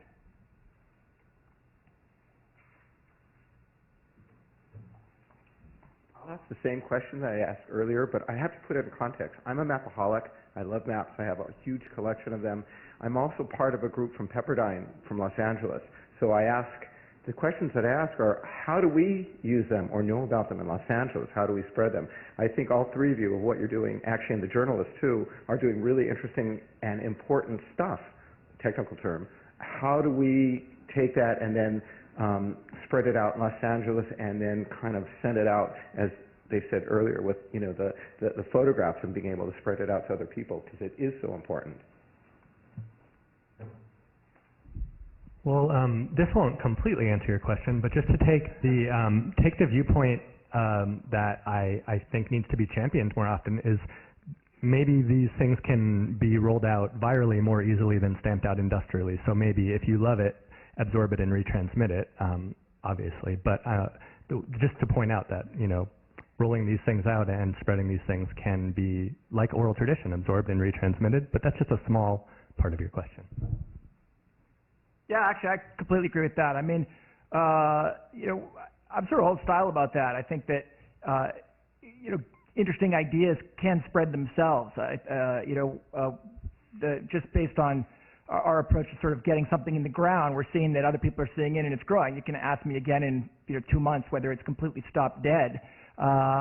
But I think, the emphasis that we have at the center on making something and getting it out there, and as Chris said, doing it in the context of a community so that you validate your assumptions as you go, hopefully positions what you've made to be, to organically grow without the need for a billion-dollar marketing campaign or a massive amount of, hey, go do this. We're starting with small, we're starting with short resources here. So those kinds of things are more naturally replicable than, oh, hey, we got, $100 million to do this. Why don't you go get $100 million and go do it?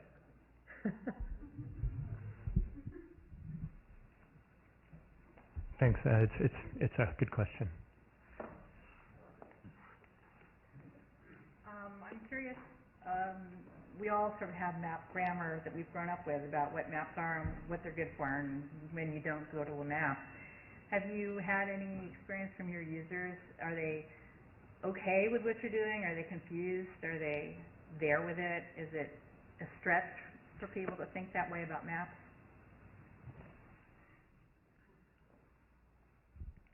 I mean, the people I worked with didn't have a problem working with maps that way, but we kind of were giving and taking all the time. We didn't go in there knowing what kind of map we were going to make ahead of time. And I think if we called it something other than a map, they would have agreed that it was something other than a map. So we framed it as one. It's good. I have to think about that. So. I think people are pretty comfortable drawing places, and especially if they're not worried about whether it's the correct latitude or longitude, but just saying this is my home, this is my yard, this is my dog, or whatever. And I think when a group of people get together and they draw together on a map, or it's kind of like they're sharing a little bit of brain space. This representation of this place that they share is being agreed upon. They can all look at it, and it's not like they can not that people are always doing this, but it's not like you can twist people's words around. You have to kind of agree by putting things on there, and you can scribble something out and move it. But I think a scenario I think about a lot is neighborhoods that map themselves or something, or like a community that can't decide whether the two neighbors who are arguing about a tree, something like that. Is it on my land or your land? And whether mapping can resolve even small disputes like that. Is that a good sign? Can we build on that and scale that up in some way? If I'm allowed to reflect and give another answer. I recently heard from a friend that he read in a book that the only voice you really have is when you're writing for your own self as your audience. You can only write for yourself. It's one perspective. And sometimes, like when I'm doing this awareness mapping stuff, I feel like it's asking someone like, so tell me about yourself. But really, just tell me about yourself. Yes. There's a sort of trend on the internet to go from text to visual to more kinesthetic sorts of applications, which maps to Piaget's ways of knowing. I'm curious whether or not you've looked into more kinesthetic ideas what got me thinking about it was the video that you showed. I had to think about that, and it's kind of like, that's very kinesthetic. And you know, bees communicate location and direction by actually doing a little dance. Any thoughts? It's a little wild of a thought. Could you just say what you're talking about with the kinesthetics? Like, I mean, in the video you said. Well, in the video, there's a sense of moving, right? And you're actually moving through the space, which is a kind of a kinesthetic. The bee thing I'm talking about is they communicate where the pollen is, apparently according to National Geographic, by pointing in a direction and flying. Is that on the video? And the other bees then know how far to go and in what direction and for how long. It's an interesting idea. I don't have anything to show, but I was in a workshop in Taiwan last winter when the group I was working in, we tried to make ribbons that you could attach like a beanbag to, and then like look across, you know, this Taiwanese alley to some neighbor and throw the beanbag up, and the beanbag had this symbol for good luck on the front of it. So you might see it flying in direction, but it's not threatening, hopefully. And it would get kind of entangled in the banister, and then it had messages in a little pocket. And so you could open the pouch and read about it. And then the idea was you would weave it through your banister and then throw it to your next neighbor. But they all went back to the park, and in the park there was this big spool. And you could attach things to the ribbon as it went out. And it also, as it went, it rang a little bell that went like ding dong, ding dong. And I mean, basically, like we were playing on our assumption that none of the neighbors knew each other, and that this would be a way to connect people, even though they don't have a shared doorway or you know, whatever this is, and to make kind of a very slow physical network to connect the whole neighborhood. It was like not very instant messaging, you know, and it's only one direction. So, and then everyone, we thought, could also pull on the ribbon, and if they all went at the same time, perhaps you could feel each other pulling on the ribbon, even if you can't see each other. So, I don't know, I mean, there's kinesthetics in that, and I thought it was pretty nice, even though the ribbon got really pretty tangled pretty fast. So, I don't know, maybe it didn't work that well. Okay, thanks guys so much. You should move on otherwise.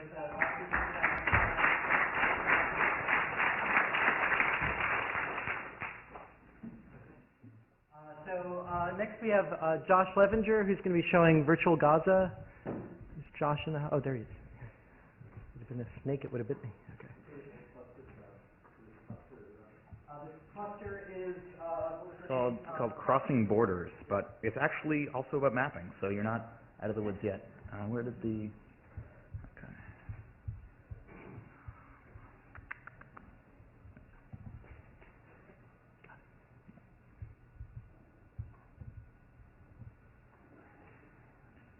Yeah, so my name is Josh Levenger. I'm a student at in the Computing Culture Group and a fellow in the Center for Future Civic Media. And my project is called Virtual Gaza. And I started in January last year, right as the war broke out. We got it online just as the ceasefire occurred, so we just missed the deadline, unfortunately. But it was a project to aggregate stories from civilians who were present really as the bombs were falling in January 2009. It also uses a sort of cartographic interface, but it has a little twist that shows you more of people's individual stories as they experienced it. So each of the dots, normally so Google Maps gives you all these pins on the map, and there are places you want to go. These were houses that were destroyed. So the impetus for the project was the Israeli media blockade. There were only 6 international journalists in Gaza at the time of the war.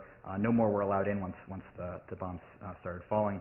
And there was a sense of even-handed coverage by the American press. I didn't see these two pictures exactly next to each other, but I think it's an interesting juxtaposition of a woman in Sderot, which is in Israel, sort of cowering with her children, and then many people who were killed in Gaza. I think this was from Gaza City.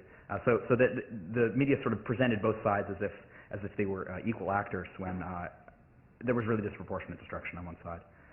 And there was the sense in Israeli and American public opinion that if the IDF had to do this destruction, they must have been justified, which is, well, we'll see if you agree or not. So the goal of the project was to allow civilians to share their own experience and tell their stories and really put a human face on the destruction.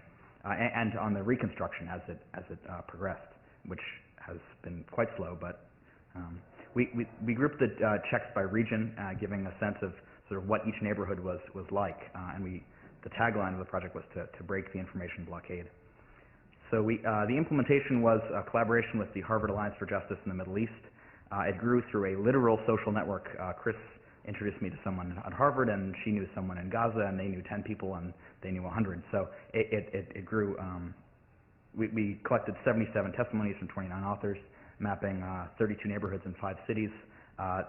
That grew with the help of Europe, who is from Gaza, and he's an MIT freshman. Now he's a sophomore, but he wasn't allowed to go home. So over the summer, he worked with me, and his name's Obaida Abu Hashem.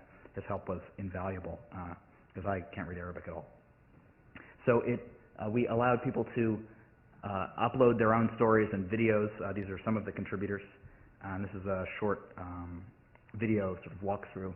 So as you zoom in, you see the different stories from the areas, the different pictures. So you sort of move down the strip. It's a remarkably small area. I'll zoom into one particular testimony that I found particularly compelling by a mother. Her name's Maida Al-Saka, and it's about sort of how she was going to explain to her son, who was about 5, what was going on. In response to the question that keeps getting asked every time, how do you gain an audience for this? The answer is I don't know. We do these things, this share, stumble upon. I still get a small amount of traffic, but it never really got picked up by mainstream media sources. So we have a bunch of photo galleries that were submitted by individuals, so they're really quite personal. So the top level is a family whose chicken coops were destroyed. This is the second level is the UN headquarters. You'd think that they wouldn't bomb the UN headquarters, but they did anyway. And then the American International School, which was really the main school in Gaza City that was not controlled by Hamas. This also had an open source component. You can overlay OpenStreetMap data, and one of the reasons why OpenStreetMap is so powerful is particularly in conflict areas. It's much better data. So on the left is Microsoft Virtual Earth, and on the right is what OpenStreetMap was able to put together pretty quickly. So over the summer, I tried to go to Gaza to improve the project, but I wasn't able to go. I went to the West Bank instead, meeting with activists, and I'm trying to develop new modes of geographic activism. So I stayed in Ramallah and went to Jerusalem pretty frequently, and to do that, you have to go through this checkpoint. And I worked on a project called Voices Beyond Walls, which is remarkably similar to what Jay was doing, although it's in a different area. So I assisted with a spatial mapping exercise, and it looked pretty similar. We asked kids to take us around the neighborhood, show us things how they constructed the neighborhood. This is in the old city of Jerusalem and the Shufat refugee camp that's right next door. And we had them take pictures and then draw out their neighborhood and contrast it with what I was able to create with the GPS unit. And I think theirs looks better, honestly. I lost GPS signal in some of the I guess I'm done, but yeah. Anyway, thanks a lot.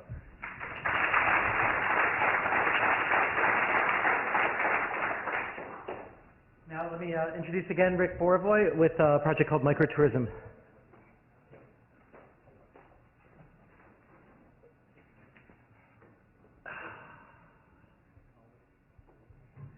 Did you get the timing out of there?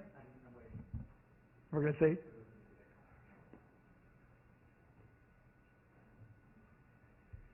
Okay.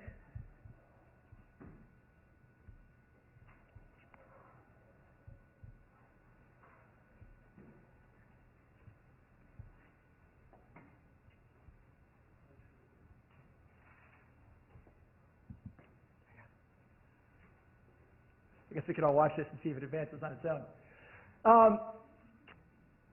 Looks okay so far. So this is a fantastic Brazilian restaurant in Framingham. It's in an old H.H. Richardson building. It's actually the old train station in Framingham. Many of you probably know H.H. Richardson, fantastic New England architect. Really great restaurant, really good food, beautiful setting. It's about $10 for all you can eat. Should be very popular in the recession, right? And in fact, oh no, it's still auto-advancing. In fact, it is very popular with Brazilians, but not so much with non-Brazilians. Brazilians came to there's a really large immigrant community in Framingham, and in fact, they kind of rescued downtown. They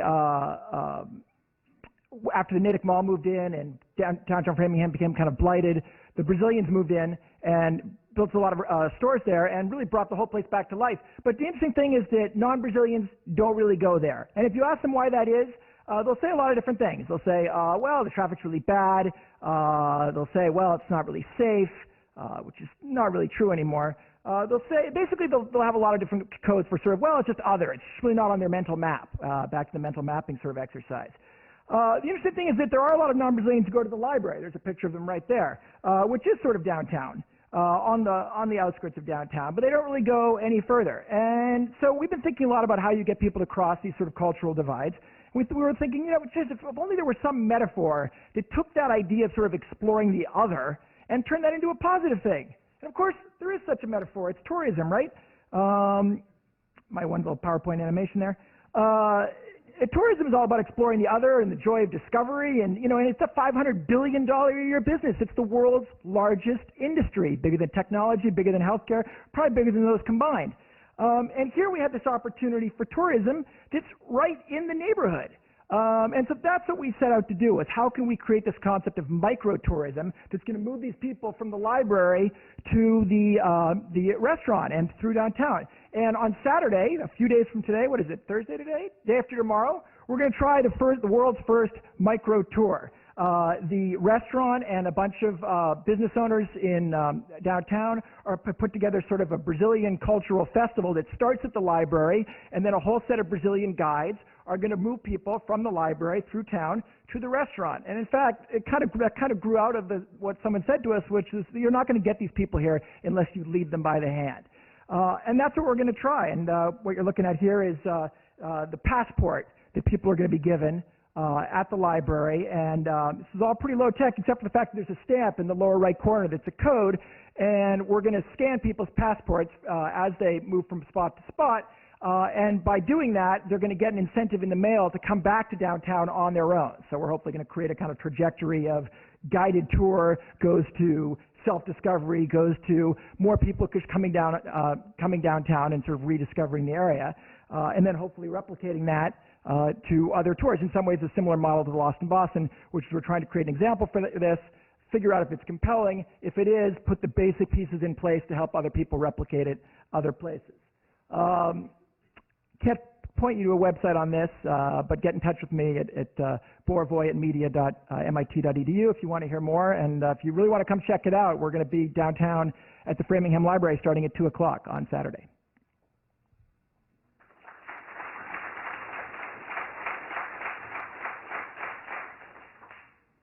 And last we have Charles Datar with Between the Bars.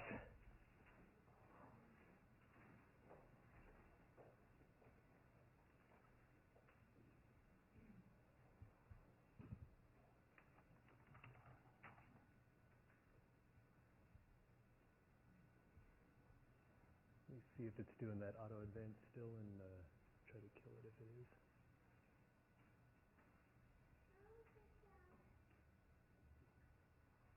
Okay, seems to not be great.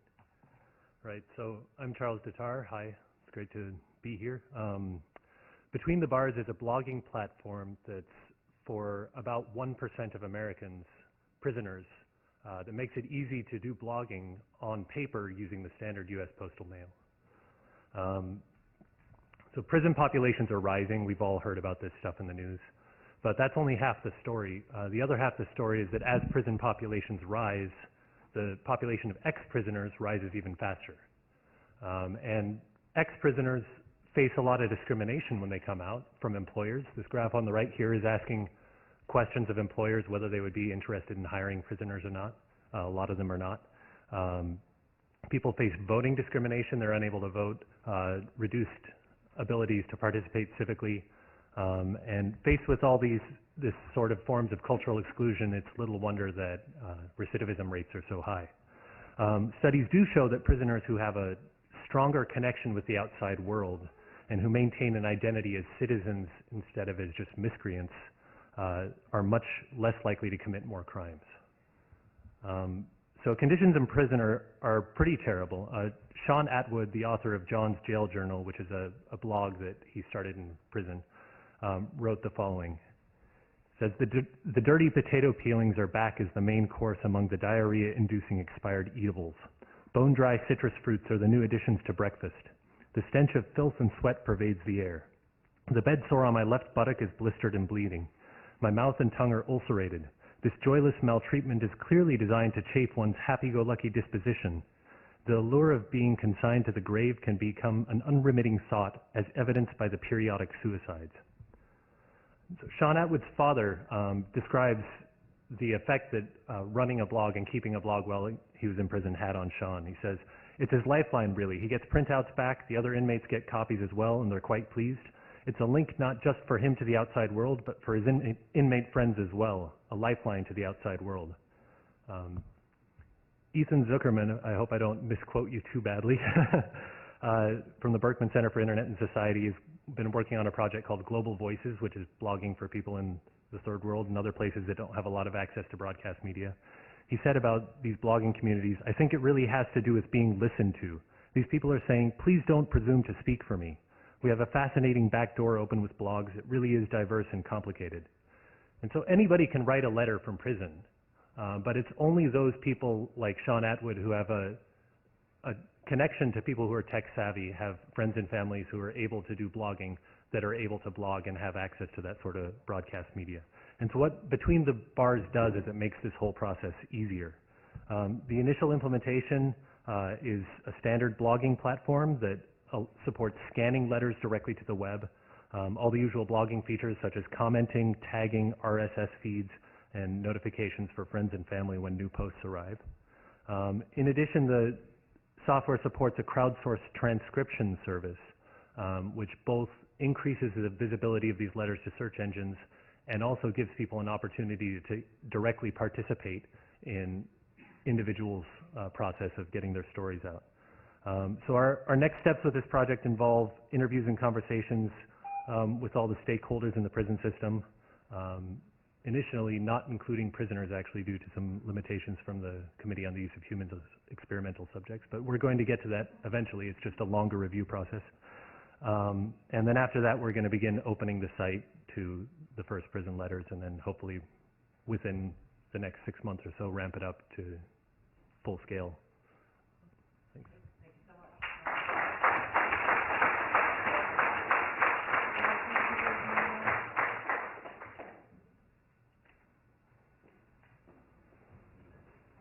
Any final round of questions? We'd like to go a couple minutes over the hour. Feel free to go if you have to go right at 7, but hopefully you'll just stick around with you guys. Questions? Yes. I have a curiosity question about the strategy of future media, civic media, and it's a very impressive array of micro-civic action projects, and I'm just wondering, and those projects empower local communities. I'm just wondering whether you'll be focusing on 20 sustainable. By sustainability, I mean scaling up, the potential of a project to scale up. Whether you would focus on, I mean, this is a question really for your entire team, whether you will focus on picking, 20 potentially sustainable civic action tools, or whether you will proliferate the number of the micro-civic action tools under each cluster. You have 4, whether you would, so the question is sustainability, but in a different context, scaling up, and that has to do with the mandate of your operation. Clarify that just a little bit. Are you asking whether the idea is to sort of Keep moving on and producing 200, 500, even more. I see. Or going back and thinking about which 20 projects you presented today will be potentially sustainable. By that I meant scaling up or scaling across. I'll take a whack at that. Not speaking officially. That's a great question. I mean, from my perspective, I've got my PhD at the Media Lab, and I see that there's really a strong sort of Media Lab inflection in the way that the center is approaching some of these social issues. And the Media Lab perspective is definitely both to those. That there's an emphasis on both, trying new things constantly. It's a laboratory approach, and the idea of starting small because you don't know what's going to work, rather than sort of prematurely focusing on scale, which I think is kind of a mistake that a lot of people make. They get worried about, oh, well, this isn't, going to scale up, and they don't focus on the fact that no one wants to, 3 people don't want to do it, so don't worry about 1 million. So I think there's a lot of emphasis on, doing new things. But then I think there's also the opportunity for things that are successful to get traction. One of the great things about working in a university environment is people, students, graduate students, people leave the university and go off and pursue projects that they've started. I started a company based on my PhD research here. So I think there's a lot of opportunity for work to grow past here as well. And I think there, the interest is really in both of those happening. And there's also, you can start something here that you don't have to go follow, but it can be a replicable model, and I think we're seeing some examples of that. So also a lot of what we've done is built an ecosystem of small apps, but they all use the same or very similar underlying technologies. I mean, most of these are either Django or Drupal. There's some that are raw PHP that Matt wrote by hand, but so what instead of building one sort of mega system that maybe it will or maybe it won't catch on, we've thrown a lot of things at the wall and tried to see what sticks. Oh, and everything is open source. Other questions? There's got to be some more. David?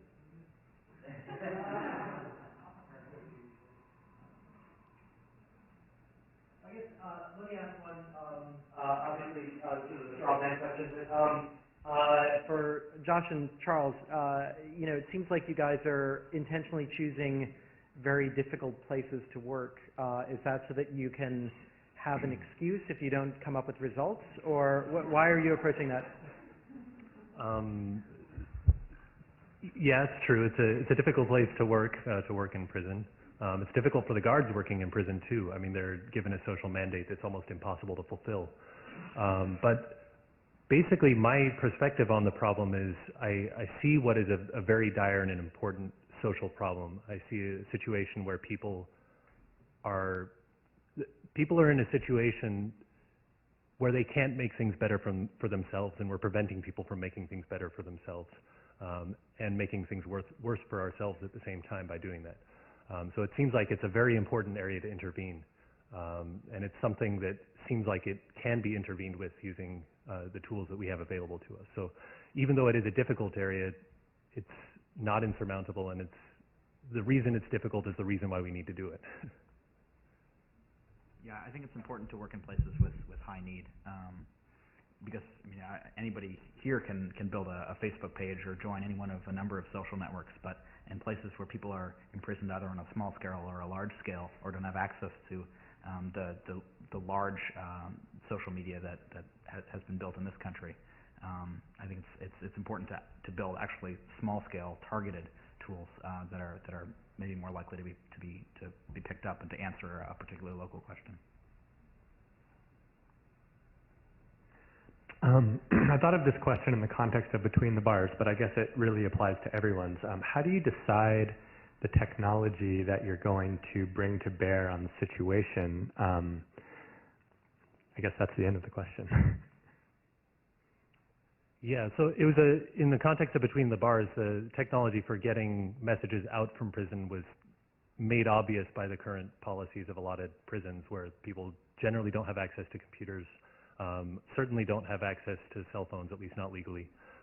And basically it's just phone calls or letter writing. Letter writing is much easier to do from a blogging sort of perspective. We could do something with phone calls, but that's also a little bit harder. So in some ways, the choice was made for us if we were going to provide a broadcast media letters are the most obvious and simple way to do it.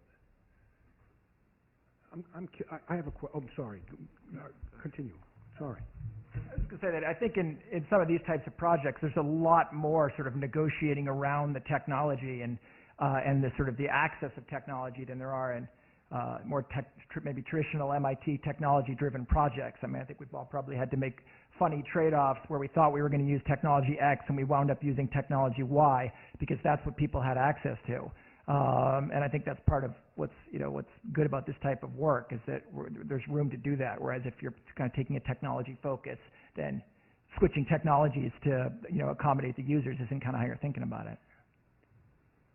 My question is connected to the comment you've just made, and I mean it's sort of a broad question that afflicts anyone who works with new technologies.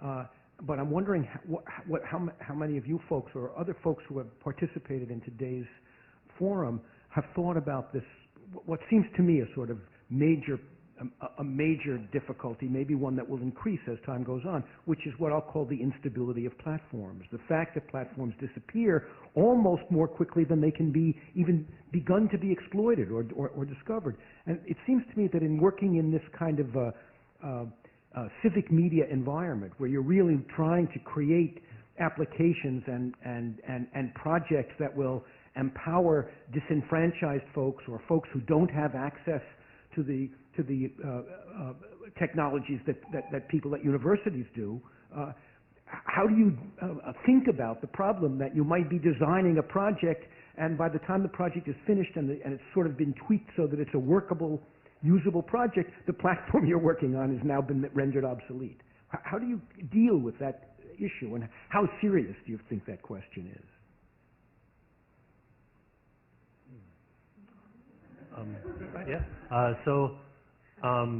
That is a serious thought.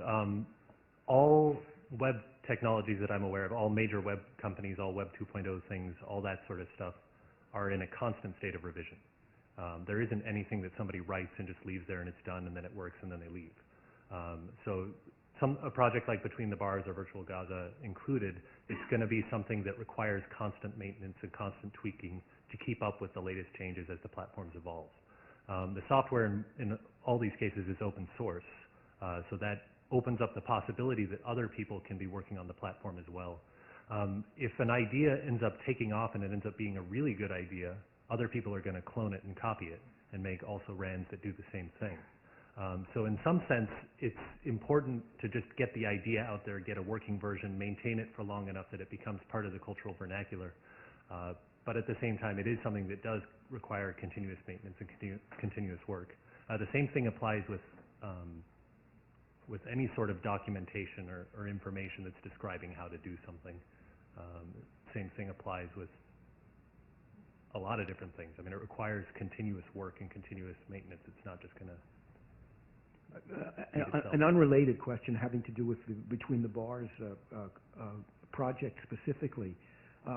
Although I can see how this might also be an issue in many kinds of empowerment, bottom-up kinds of projects. And that is, have you built in mechanisms of surveillance and control? I mean, what if someone sends a letter that it's not just an expression of a particular prisoner's anxiety and resentment, but it's really a sort of screed against all of the other inmates in the prison and a call to jihad against the prison population? How do you deal with that, with the danger that freedom is often dangerous? Sure, and that's a problem that every site that accepts user content faces.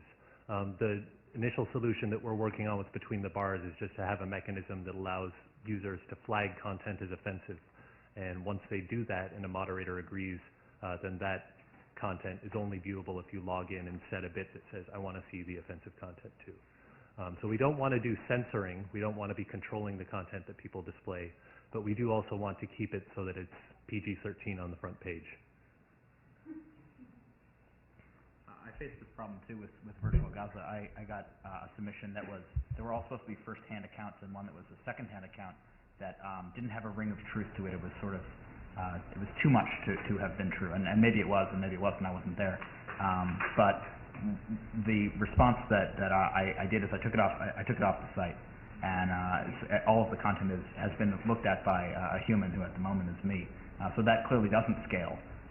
But one of the problems with really divisive issues is if you let users moderate or do dig style, thumbs up, thumbs down, I don't think you're going to separate the signal from the noise. So speaking of censorship, I'm afraid I have to close this event.